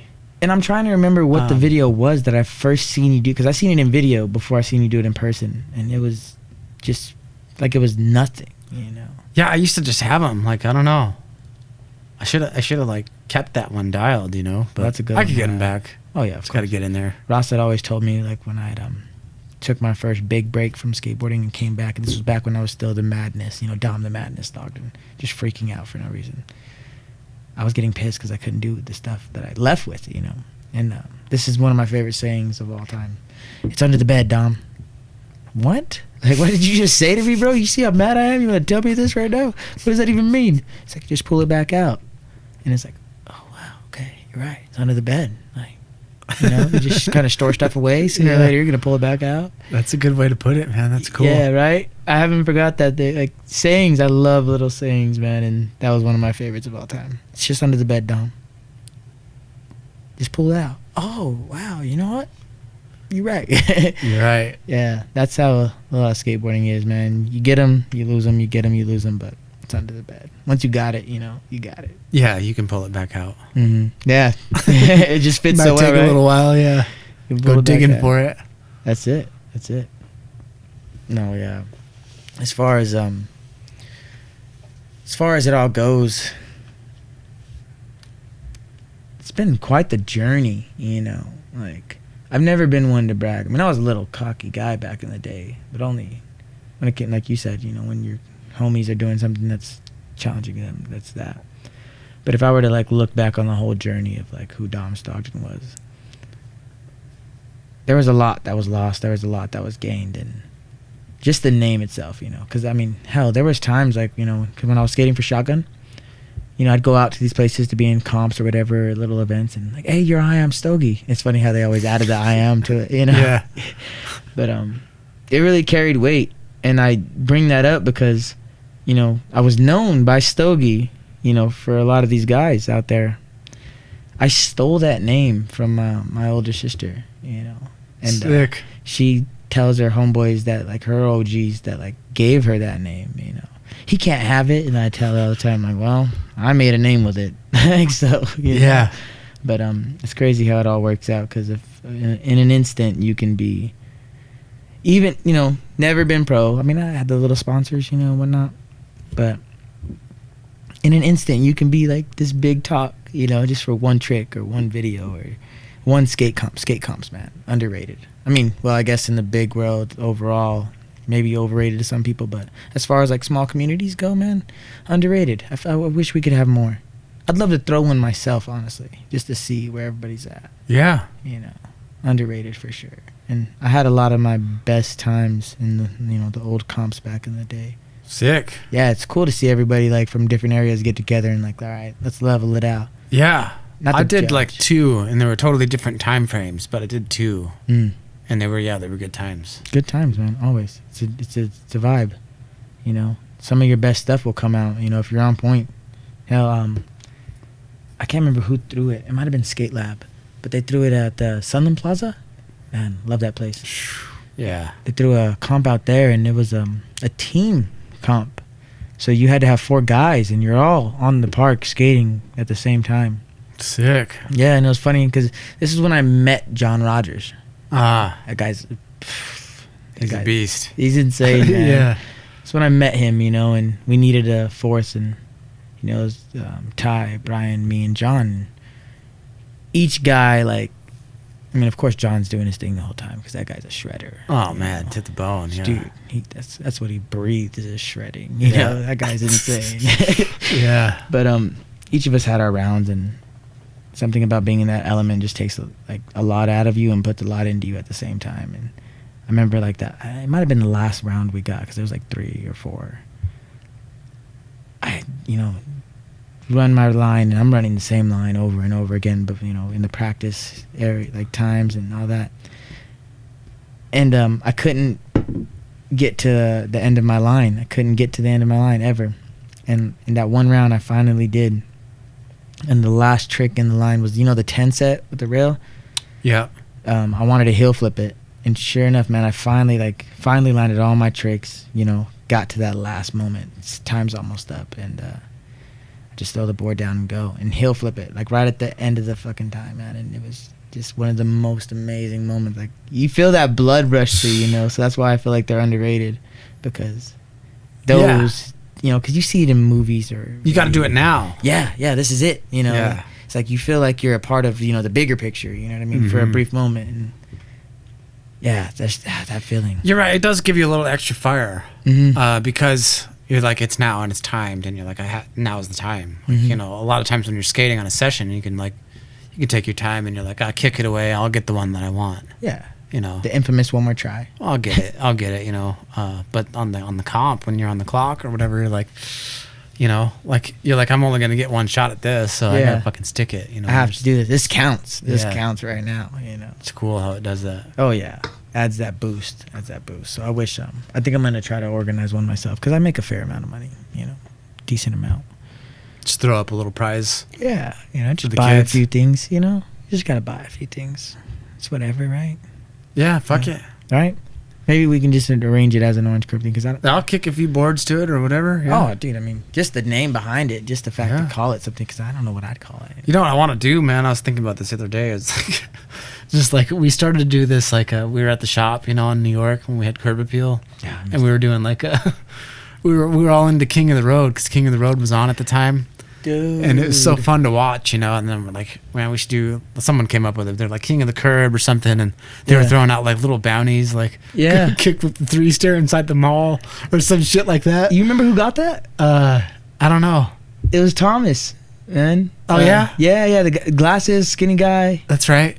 Yeah, man. I was living with him at the time, I believe. And, like, it was so cool. It's like, what? Like, he just went in there and did it. He's like, yeah, man. Like, kickflip the 3 inside the mall. It's funny because like kids went back a few times, got chased out a few times. Yep. And it's funny because like out of nowhere, that mall seeing no activity from skating in like years. Yeah. All of a sudden, like within 1 week, there like multiple groups of kids like coming in there trying to kickflip down those stairs.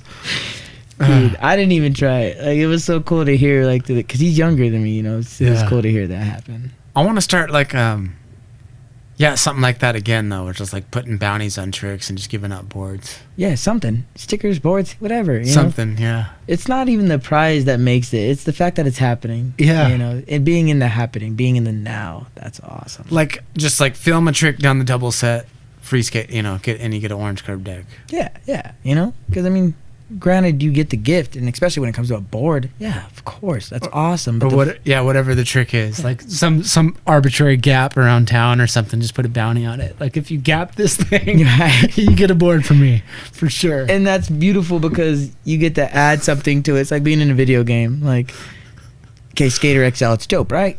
you know, and you get those challenge lists and whatnot. It's easy enough. Skate 3, it was dope. So you beat the game, then you're just, you know, you're just skating. When you have those little challenges and when you add that to life, it's like, especially since you see all the pros do it, this is awesome. I have to be the guy to do this first, you know? Yeah. I got to be on the checkboard, you know? So that's, yeah, I'd put in for that too, honestly, man. Yeah. I'd love to see it. That's why I did that year, what did we call it? What did I call it? When they have the Skater of the Year. Oh, yeah. Skater of the Year. Yeah. Skater of the Year in Alamo or whatever it was. Yeah, whatever it was, man. Like, it was so awesome to see that. Sodi, yeah. Sodi. I think we added a letter or something. Whatever it was. Like, it was so cool. Because, you know, I guess the guy at the time, right? The bigger tricks, whatever the hell, you know. But to step outside of that and just to, like, put all these guys, like, who really laid it down this last year, and then for Sean to come in and make those cool little videos, I couldn't have asked for it to be any better. You know what I mean? That was fun. Yeah, that whole era was fun. We were skating a lot out doing stuff. You know, there's that. Remember we months ago talked about like keeping the fire lit. You know, throw a few embers and it's cool at the time, then it dies out. It always dies out, but keeping the fire lit. At that time, the fire was always lit. We were always out. We take furniture to the park for random days and just skate. You know? Skate over it, on it, whatever it was, through it, chill on it. If you skate it, then you destroy it. That's how it goes. That time was dope too. If I could do something like that again, because I mean that was just random, spur of the moment. Like this already happened. I'm gonna go through all the clips and we're gonna throw it a vote. And I had people that I didn't even know messaging me like, I vote for such and such. Sick. Yeah, it was awesome. It was awesome to see how many outside sources were not involved. I mean, in a sense they were, but like, you know, people that knew JoJo, people that knew Jesse, you know, these people that I've never met before, never seen even acknowledge skateboarding before, never seen a day in my life, message me just to throw their votes in. That was awesome, man. That's how strong skateboarding is. Like these guys have nothing to do with it, don't watch videos, they just know this one guy involved in it, and it's like, vote for him. That was awesome. That is cool. Awesome, you know. And the videos were hilarious that Sean made, man. Shouts to the. I wonder if they're still out there, like online somewhere. That's a good question. I know I had saved Avery's to my Google account. Sodi promos. Yeah, it was hilarious. I still use one of his sayings actually too, as because he was eating. I can't remember what fast food he was eating. He's like, fuck all you guys. Like, I won. Like, if Dom really, I don't even want to get into it, man. It's hilarious. But one of my favorite sayings was like, it's good too. You know, I can eat this whole rib sandwich in one bite. Like, it was hilarious. It had nothing to do with what was going on. But each video was, I think I interviewed JoJo's for his. You know, I was wearing an ugly Christmas sweater and I didn't have any money at the time. So I threw on just a long sleeve, a thermal, nice. And then I wrapped myself in this Christmas line and just put Christmas balls on it. And I had a big like 32-ounce canned beer at the time that I was drinking, and I'm just holding it to JoJo like, yeah man, how do you feel about the competition this year? Interviewing him with a beer can. Yeah, it was dope, man. I think I ended up voting for JoJo. He won it, you know. I think I voted for him because he had I mean, I grew up skating with him, you know, a lot. But it's funny because, like, he didn't necessarily go away, but he was out for a while. He was out. And then he came back. And then, like, the curb appeal stuff and all that happened. And, like, I don't know, man. He just, like, transcended. Like, him and Lane. Oh, yeah. Both of them. Both of them were out for a while. They were, like, they just came back and, like, really got fucking gnarly again. And just like, damn, dude. And they were better when they came back than they ever were before. Yeah? And see, I didn't see them before. When I came in, they, just like you, non-existent. I didn't know you guys. And I mean, I heard history and stories. It's like Lane. Like, he's fucking so good at skating, dude. Like, now, even better than he ever was. It's crazy. And his tricks, when he has them, they're dialed. Dude. They're clean. They're styled. I've seen him, like, do all kinds of stuff, and I'm like, what the hell? You know, you're like... I love skating. Where it's, like, surprising. You know, yeah. where you're like, damn, like, he just did that. And, wow. And they go anywhere from techie to the weird stuff, you know? Like, progressed, like... Yeah. It's crazy. It was awesome to see, like, you know, because I had a few old heads to me, you know, at the time. And then, like, the older generation guys, like, came out. Like, you, JoJo, Lane, Tim was there. Tim was there when I came in, I believe, because I mean I learned a lot from Tim. I just chill with Tim, but yeah, to see those guys come in was insane because I didn't, you'd hear stories, and then when you see them, and then like to be accepted, like, oh, you're a little shredder, that was awesome. So those guys really, JoJo too, especially. I think I stole a photo when he won that year. I stole a photo from Jared off his Instagram, and it's like him skating towards the park. The tree that was by the dome was behind him. The sunset was there. The golden. Just a really nice, epic sunset. Oh yeah, it was priceless, man. Damn, stuff like that's awesome. JoJo, that guy's a character. He hit me with a chair one time. He was mankind for a Halloween day at the park. Like, sick. Unplanned. We just got dressed and we went. And I was like a little rock star or whatever. Like I threw on a blonde wig, beanie, had a dress shirt all, opened up and whatnot. I think I had a bandana wrapped around my leg. And for some reason, you know how big those guys are into wrestling. He was supposed to fake the hit, and I think I was too close, or I leaned into it something, and he hit me in the head with a chair.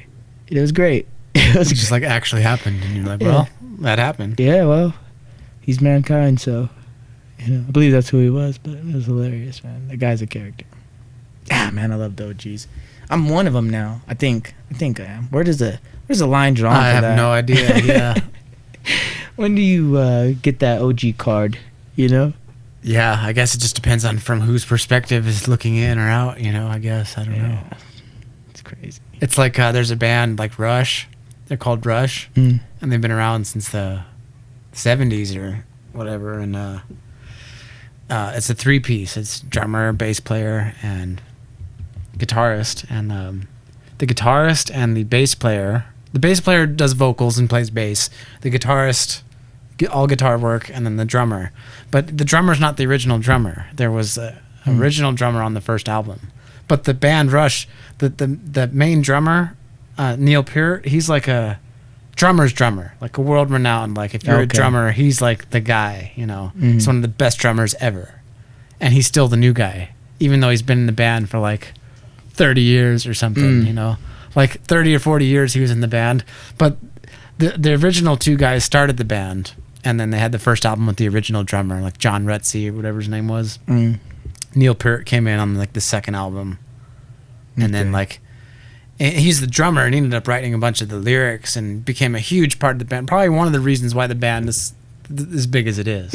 I mean, all of them together, but he was a huge piece of it. But it's funny because there's a documentary on it, and they joke around like he'll always be the new guy. Yeah, even though he's been in the band for like 40 years. He came in last, so he's the new guy. It's like it just depends on where you come into the story. Like. I mean, to someone's story, I'm the new guy or whatever, and then in someone else's story, I'm like the guy that's been there forever. Just like I don't know. Yeah, you're the old head to my story. Yeah, one of the old ones. Like I was never in your story. I was always there. Yeah, there's never a time I wasn't there. Really. Really, like yeah. Other than maybe if I disappeared for a little while or something, but. Oh well, I mean, when I had showed up, you weren't there, but you were there. You were the guys being talked about, because like I said, I studied, in a sense studied. And there was this group of guys, we're not pros. Yeah, that was notorious for me. Those were the guys I needed to meet. And I met a few of them. And you were one of those guys, So you were there. To me, you were there. I wasn't existent to you. But, yeah, you were always there. And when you came back, you've been there since. And I wondered who the old guys were. Like, basically... Me, being the baby guy to you guys, I wondered, like, who were you the baby guy to? You remember? That's who I was. I was the baby guy. Yeah. Who were you the baby guy to? Like, who were those guys? Pretty much like the We're Not Pros guys, but that was just an age thing. I wasn't really like of like me coming in new. I was the same as far as coming in with them. Like I came in, we were all the same time. I was just age younger. But I'm like, I don't know, there's a lot of old heads that weren't in that video, and just lots of old different people from back in the day that weren't really in there. But when I think of the old skaters, like when I first started coming to the park, my favorite skaters were like Antoine and Brandon Darty. Shredders. And, there were some other cats like Mike and Johnny Murphy. They were like kind of cocky dudes, and they weren't the coolest dudes, but they were really good at skating. They were good. They were brothers. They were pretty cool. But I mean, we were all just kids. Looking at them now, they were just kids. But to me, when I was, they're older. Yeah. Like Andrew Pion, he was really cool, and he was really good at skating. And of course, Diggum, Jeremy, he's always been there. And there's all kinds of different people on the fringe, just like lots and lots of different people. But a lot of them at the time, they wouldn't have known me or cared about me or who I was or anything. I was nobody. You're the baby dude. I was nobody. That's awesome, man. Everybody has their early stage, so that's awesome. I was talking to somebody about it the other day. Like, man, like it's good to see the twins out there. Those dudes are cool. They're really cool, man. They're really humble guys, and they skate. Because for a while there was a gap. I mean, of course there was Jordan, Angel, Colby, of course, which comes back out now. Colby's the shit. He's awesome, man. That guy, his style is just something else.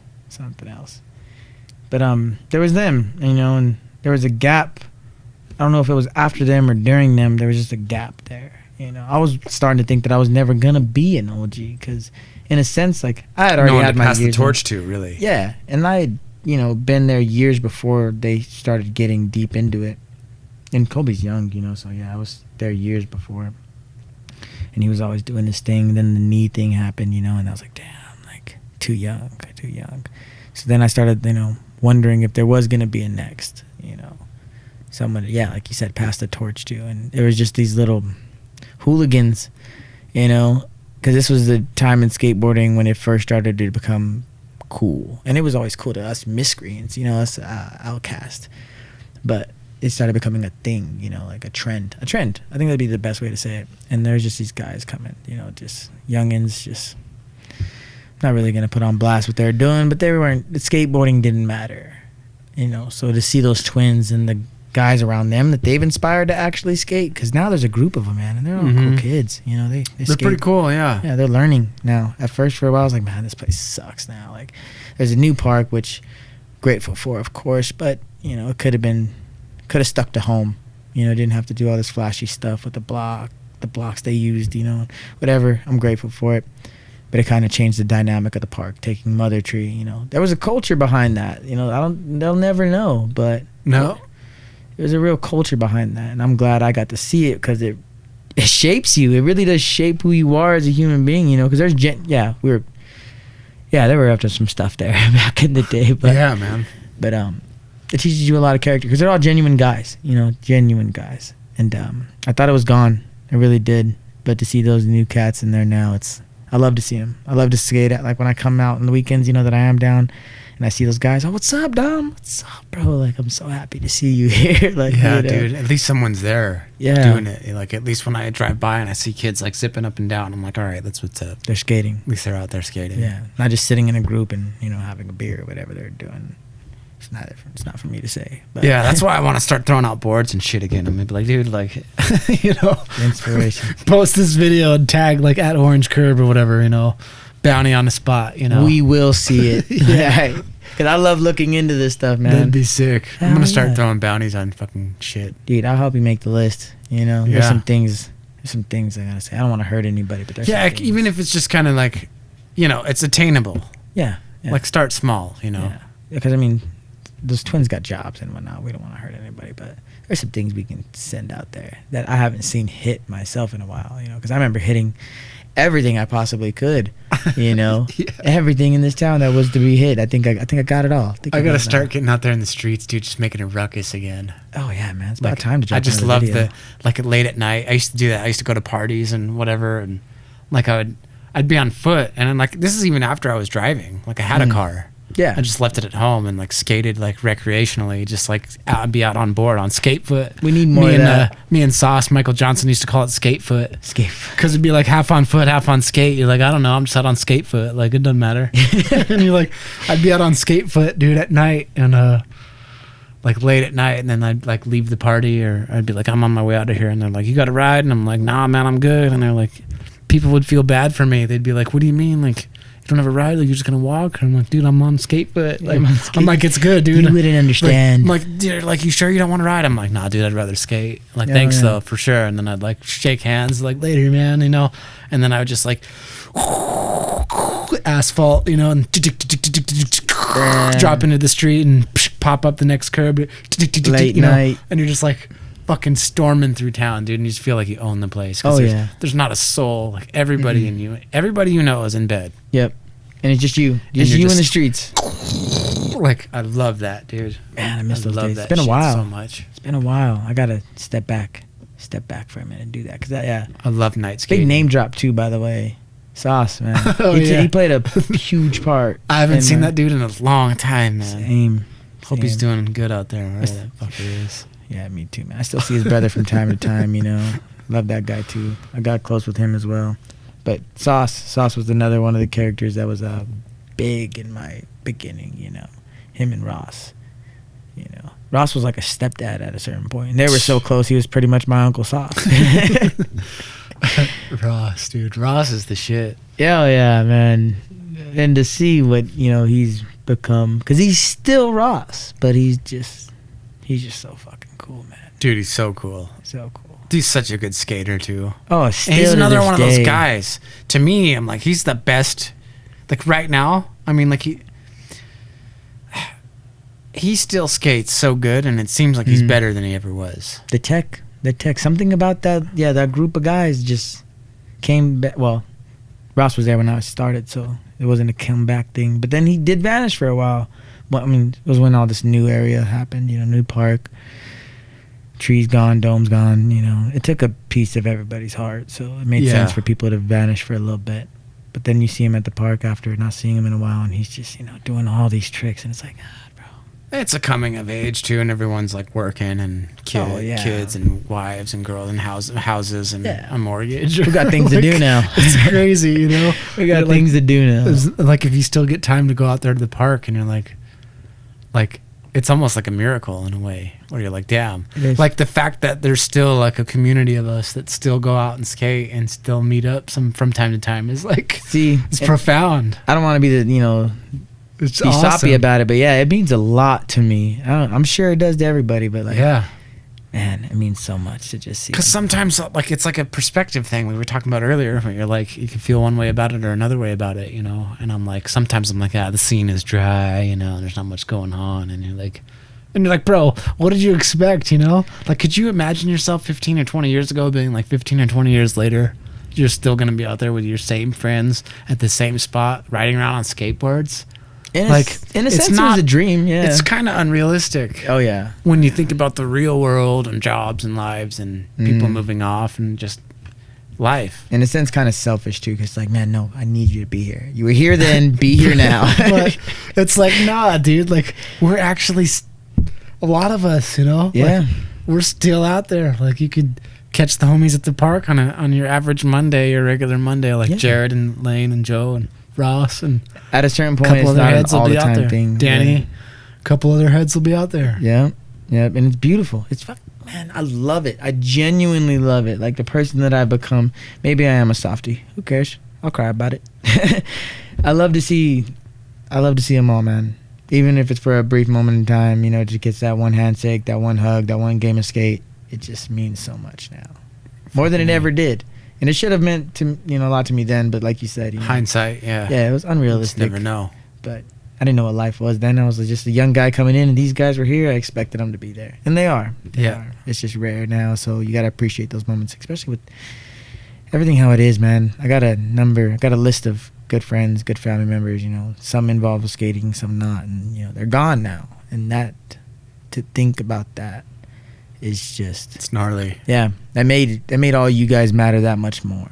You know, that's why when, you know, you hit me up like, hey man, we got to finish that project, we got to skate, or we got to do this, like, dude, those conversations. Everybody else, I get, you know, I see them, you know, we have dinner together or whatever, and it's great. I love them still, but the guys like from the skate park that I don't see, to just get that message every now and then, it's like, yes, it's solid. Yeah, it's like a brotherhood, like time is a factor.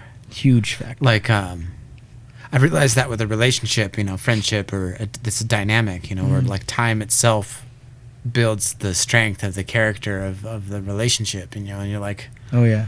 it's like, it's one thing like we skate together or something, but you're like, now time is a factor. Like we've been friends for a long time. Yeah. And there's memories, and there's like ups and downs and trials and tribulations, and that adds to the Oh yeah. the relationship. Definitely. It's like family now. It's like, no, we go back like years. Like, me and this motherfucker, we've been through the shit, with whoever it is, Oh, of course. And each plays a piece. Like, not only the time, but the moments in time that they were involved, Even you, like, I think I had, like, got into this big argument one day with one of my family members, and this is, like, who I was living with. So, like, I tick off on the skateboard. And I happened to be in your area back on the Pecan Street. Yeah. Yeah, and like you'd stop me outside and like, what's up, man? Like, you want to come in? We watched some skate videos, we chilled, all those things like add up to like what it is now, and it's just the time, the events, the moment in time, it's yeah. Gotta appreciate those things.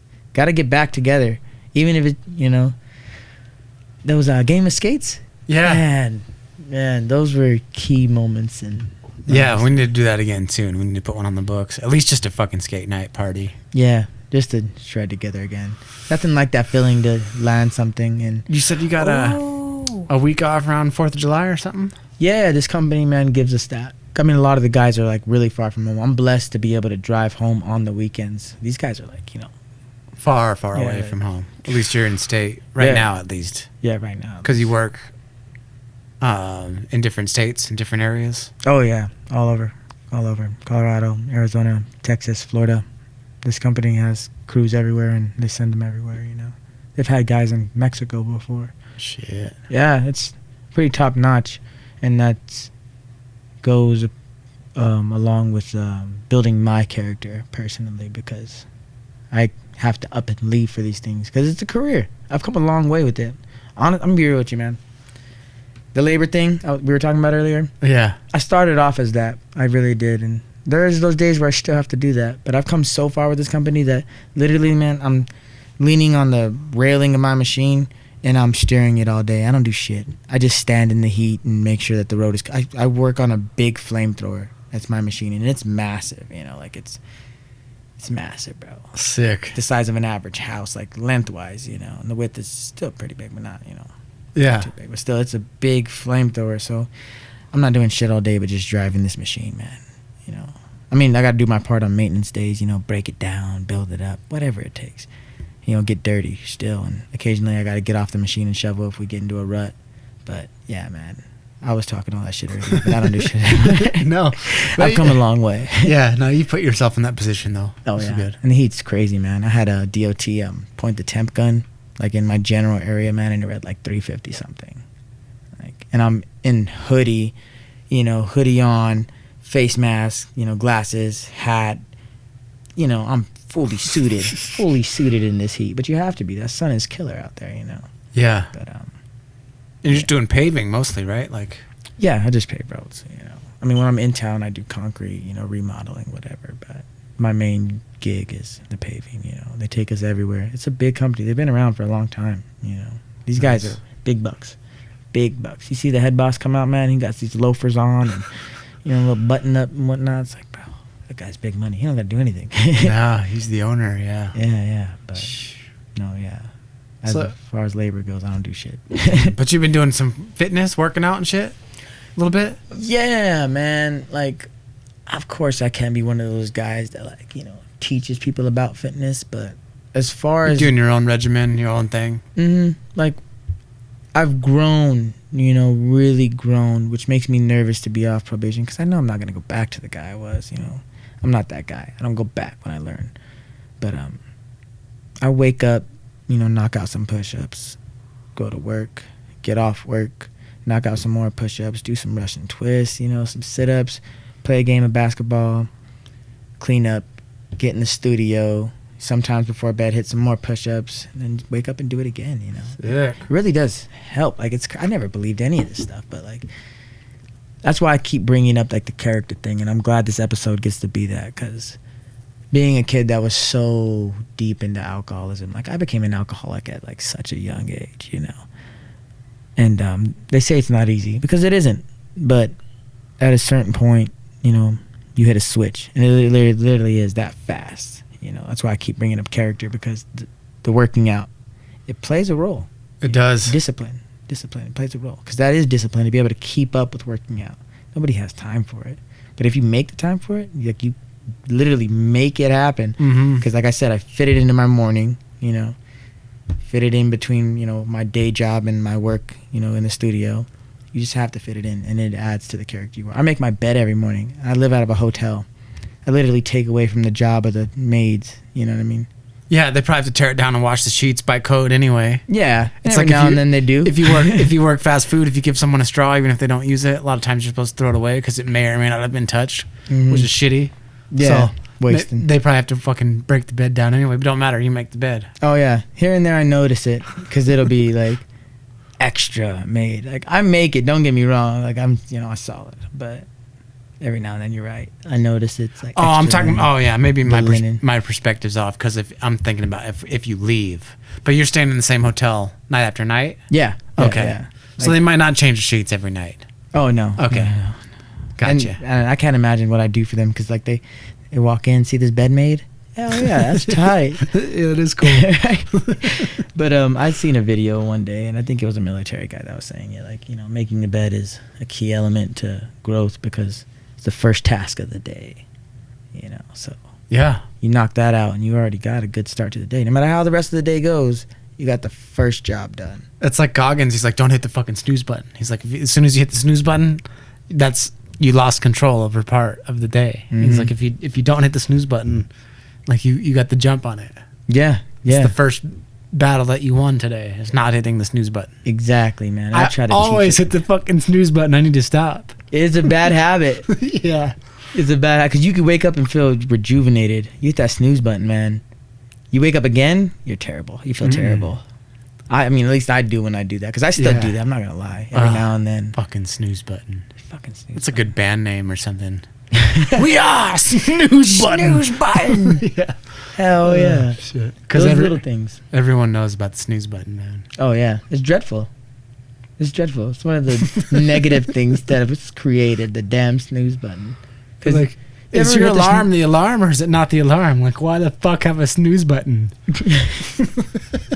It's supposed to wake me up, but I can shut it off when I don't want to. Yeah. Knowing I have to. I'll go back to sleep for a little while.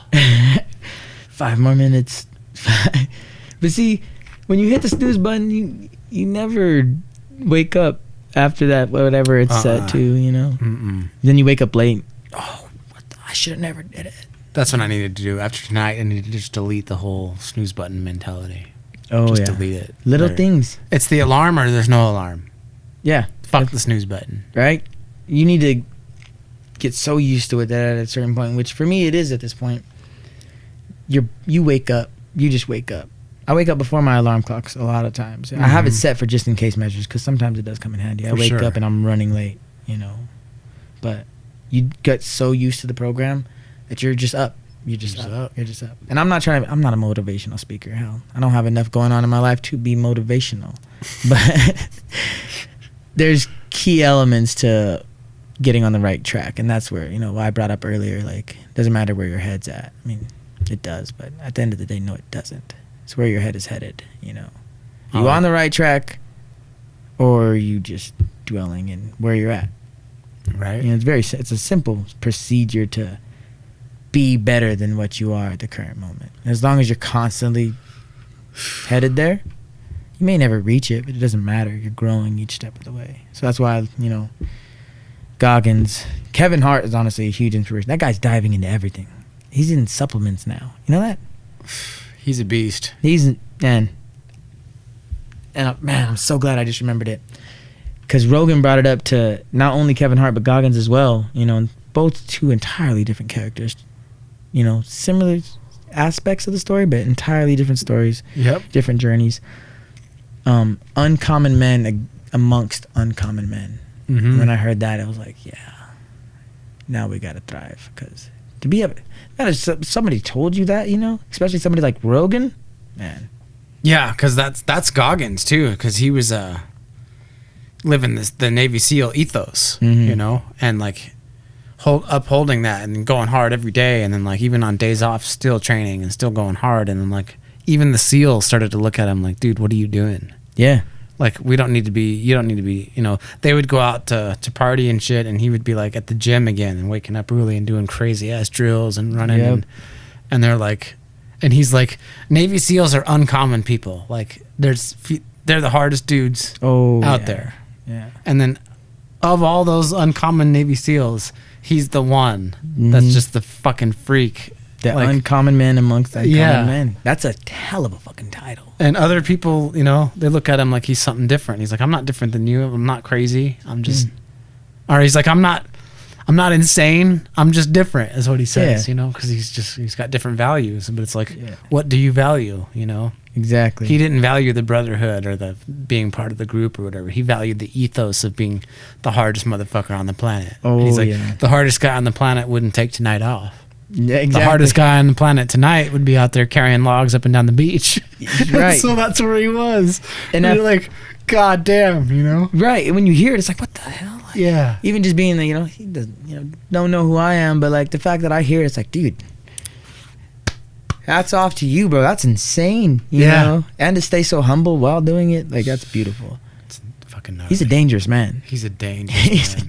You know what he did after, like, all the military and whatnot? Firefight. Digging the trenches, bro. Firefighting. With a, what do they call it? A Pulowski? Yes. Fucking... Dude. Whatever they call it. Man, when I heard him explain, like... Because I've done some digging, you know? And did you listen to his book?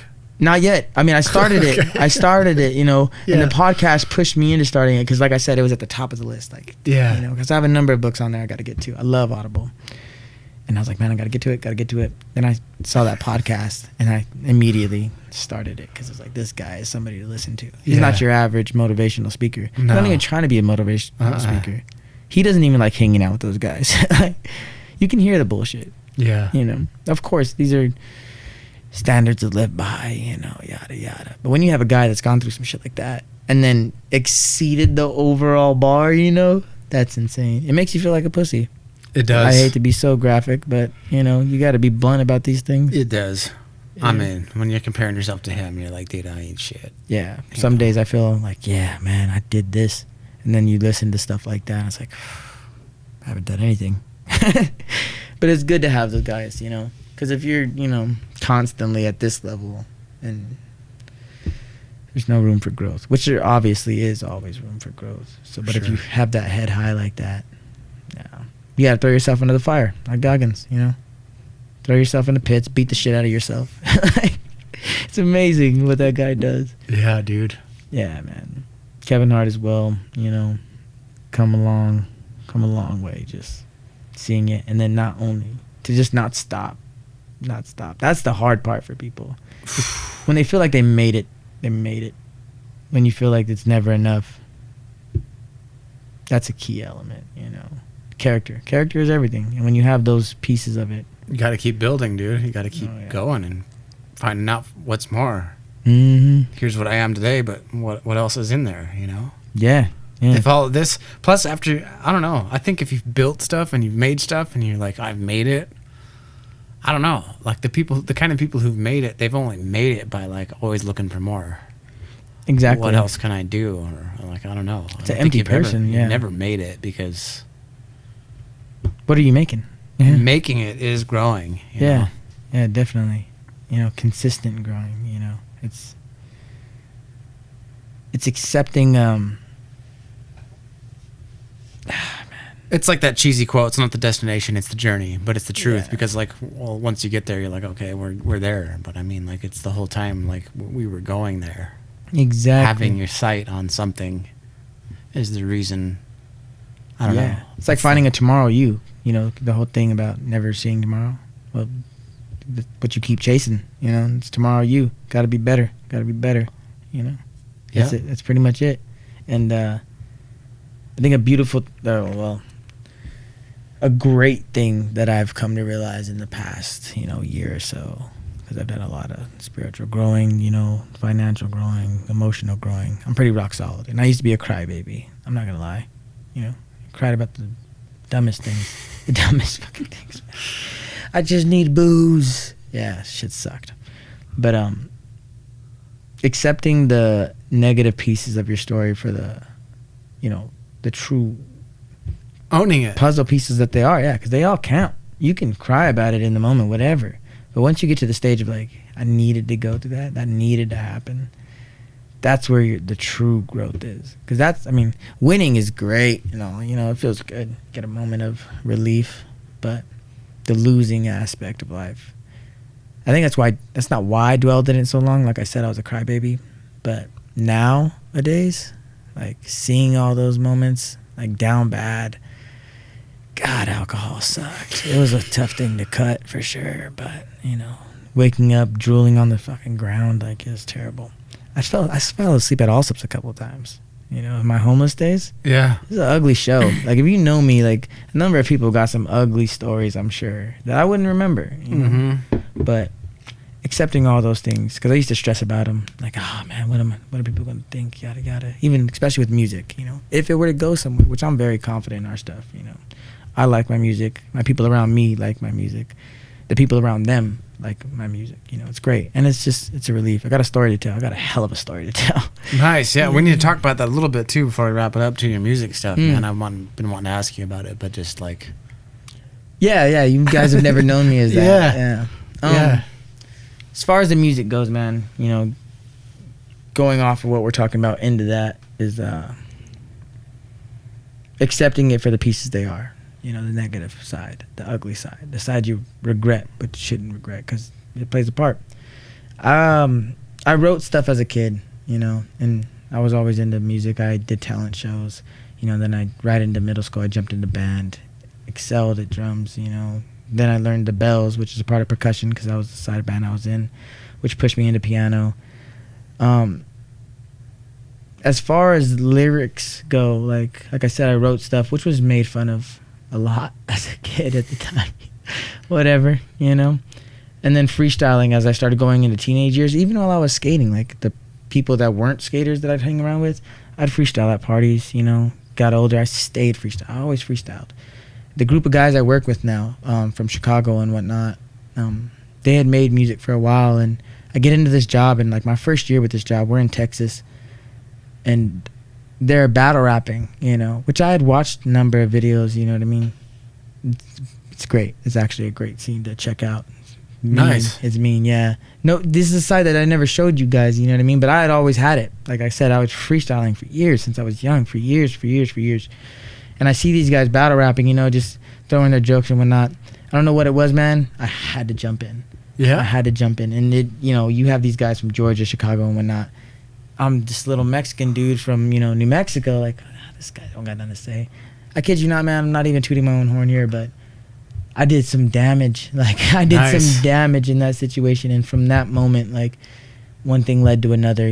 We get a laptop, we get some cheap mic, and we just start recording these songs. And from the first song that I made with these guys, if you hear the stuff now, it's crazy how far we've come in a short amount of time, because it's only been like 3 years since I've been making music with these guys, like actual music, like dialed in studio time, and we've gotten better equipment since. And we do this all on the road. Like our studio is a few wherever you land. Yeah, man. Like I can move the studio to my house and then back out to the hotel, in an For sure. instant, But no, it literally just one thing led to another. Like I just happened to meet the right guys, that I just showed battle rapping to, and then it became lyrics, then it became all this stuff. And at first I think I was fitting in. I'm not gonna lie, I think I was fitting in. Like granted, the lyrics were there, and I don't lie about a lot. I don't materialize things. I'm not gonna talk about owning a Maserati because I don't have one. Right. Yeah. But there's the small references, like I had referenced in one of our songs a while back, walk in the club all black shades on with the wrist froze. A lot of guys that listen to hip hop will not froze, ice diamonds. I literally have a gold watch from an ex-girlfriend that stopped working, so it's frozen in time. Oh, okay. So I add a lot of that into my music, man, and I've grown to really find my sound. Like it's a lot of emotion. the guy from Georgia always clowns on me. You're Bubba Easy. You just talk to the bitches. You don't know about nothing, all this hood stuff, which I could still get on, but I never lie. Yeah. I'm not a shooter, but I find my way to get around that little references, but it's honest though, and it's from your life, from your story. Yeah. And people in it, I'm really good at foreshadowing. I always like that, dude. Like something that's real, because I'm like, I've done some lyrics before too, and I'm like, I don't know if people will understand it or get it, but I'm like, it's real, it's genuine, and it's not. I don't know. You just have to just be real from yourself, I'm like, I don't know where it'll get me, or I don't care. Like, it's not about. It's really not where it ends up, but at least it's genuine. If someone asks me, like, well, what did you mean? And you're like, okay, like, it's about this watch that literally stopped working. Yeah. Like, or whatever. Like, it means something. No, of course. And that's what I thrive myself on. Because at first it was just getting the feel of it, As of the last, like, because I have my own project coming out. Because we, everything we post is under our label itself. Because we're starting, that's how we're starting, We Got One Productions. Because that was a saying that we always used to say when we first started. It's like, you give somebody an idea, you just say it over the instrumental, and like, oh, the one guy like from Chicago, like, hey, save that. We got one. And as time passed, we make more and more songs. We're like, what are we gonna do, man? Like, we have our own names or whatever, but what are you doing? What are we doing? And me and that guy got together and like, we're just gonna make this a label. We're not signing. If it goes somewhere, we go together. We're not a group, but we make music together. So our label will be our label, and it's We Got One Production, man. And nice. Yeah. It's just grown so much. Like I said, I just fit in at first, and now I'm starting to. My own project is really showing colors, like showing my own colors. Sick. It's something. It literally was just. That was the universe, me getting this job and just meeting those guys, And he's taught me a lot about editing music, man. Like, I've done some work. Like, it's pretty cool. Dope. I've reached out to one of the artists in town. Well, I didn't reach out to him. I reached out to his brother. I haven't heard nothing, which is fine, because the guys I work with, which are from other sides of the states, it adds a color, in a sense, to the overall idea of what we're doing, because these are different areas. These are Chicago's crazy, way different. Yeah. Louisiana. Way Georgia, different. Yeah. These are different areas of the states, and then we're here in New Mexico with me and this other guy that I brought on. That's cool. Yeah, man. It's like some true gumbo right there. Right. Yeah. True. There's a lot of details into it, man. It's insane, but like what we do, like it's crazy.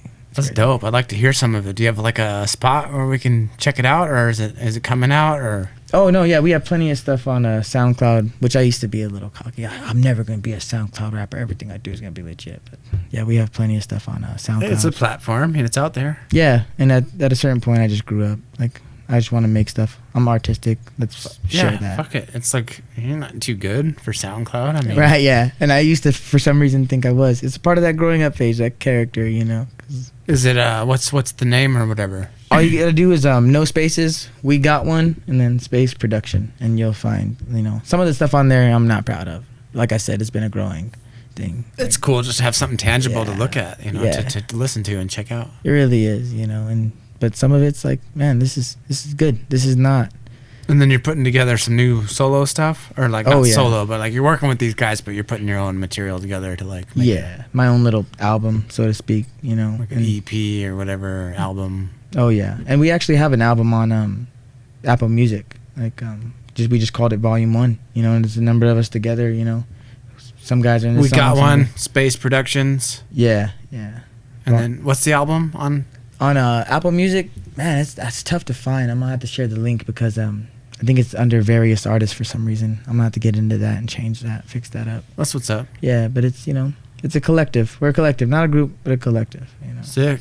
It's great, man. Because the styles that are in this collective, it's insane. My boy that I brought from out here to not only get a job with us, but to work with. I brought him out for one reason. That was to work with us in the studio, because this guy's lyrical, like insane. He's gonna have a cult following for sure. He's insane, bro. Like what he can do with his wordplay, it's insane. The guy from Chicago, punchline artist, punch after punch after punch. Like, he's beating up the beat every time. This guy's sick, like, for real. Sick. I'm a bit on the emotional side, and I use a lot of symphonies when I rap. You know what I mean?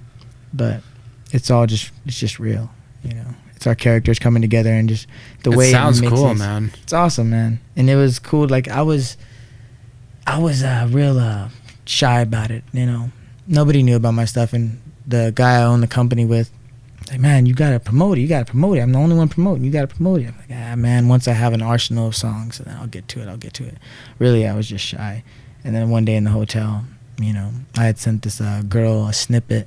You know, I send little Snapchat snippets to some people, and she like hyped it up so much. I'm like, what am I doing? Like, this is nice. And there's a few people, you know, that know that I've always been, you know, rapping in a sense. And when I finally posted on Snapchat, you know, like sleeping on myself, a few things like, no more wasting time, running out of youth, yada, yada, yada. If you know me, this, that, and third. Just a few motivational things. And when I got a lot of good feedback from it. You know, even Spaz messaged me, you know. Like, it's really cool. A few other people that knew, like, man, it's about time. Like, you know, it's good. It's good. Because this isn't a trend to me. I've been in this for a long time. I just never showed it. Yeah. You know? So it's really cool. That's sick, dude. Yeah, man. Like, yeah, I want to hear some of it, dude. Fuck yeah. I'll show you some, man. Yeah. For sure. It's definitely it's its own. I know you mentioned it last time we hung out. We talked about some good shit last time we hung out. Yeah, man. And we talked about some good shit this time we hung out, but it's been good, man. I'm glad. I'm glad I was invited again. Yeah. Thank you for that. These conversations, I mean, they're not gonna stop. Nah, hell no. We'll have to have you come back too. You know, we'll do this again. Oh man, if that's what it boils down, just being here and talking with you, man, it's awesome. So yeah, it's just shooting the shit under the stars, man. Fucking anything and anything everything. goes. And you know what? About to be a free man, and dude. That's awesome. Yes, dude. That's awesome. Johnny Law, he won. I'm out the way, bro. Oh yeah. Jail sucks. Any young viewers listening out there, man, like, just get it together. I'm gonna tell you right now, just admit that you're wrong, because you are. You know, that's when the learning phase happens. That's when you really become the smart person, or the better version of you, is when you admit that you're just wrong. Yeah, or at least admit it's okay to be wrong. Yeah, and it is. As long as you're okay to, like, fix yourself, you know, work on it. Well, you got to know it's wrong before you know it's right, right? Yeah. You know, that's a really important skill, is being able to admit that you're fucking wrong. Yeah, set the pride aside. You're wrong. You're wrong. I to all my younger family members and whatnot that say this and say that. Even my little brother, you know, he tries to tell me something like, you know what? Don't lie to me, bro. I was there. You're wrong. Stop. Yeah. Just stop talking. You're wrong.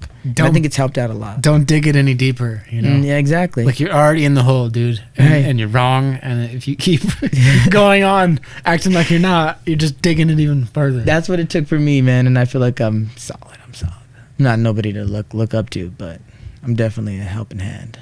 Yeah, man. Well, we can all learn from each other and learn from each other's examples. And that's it, man. When you got somebody that's been through it, you know, just take the advice. You're wrong.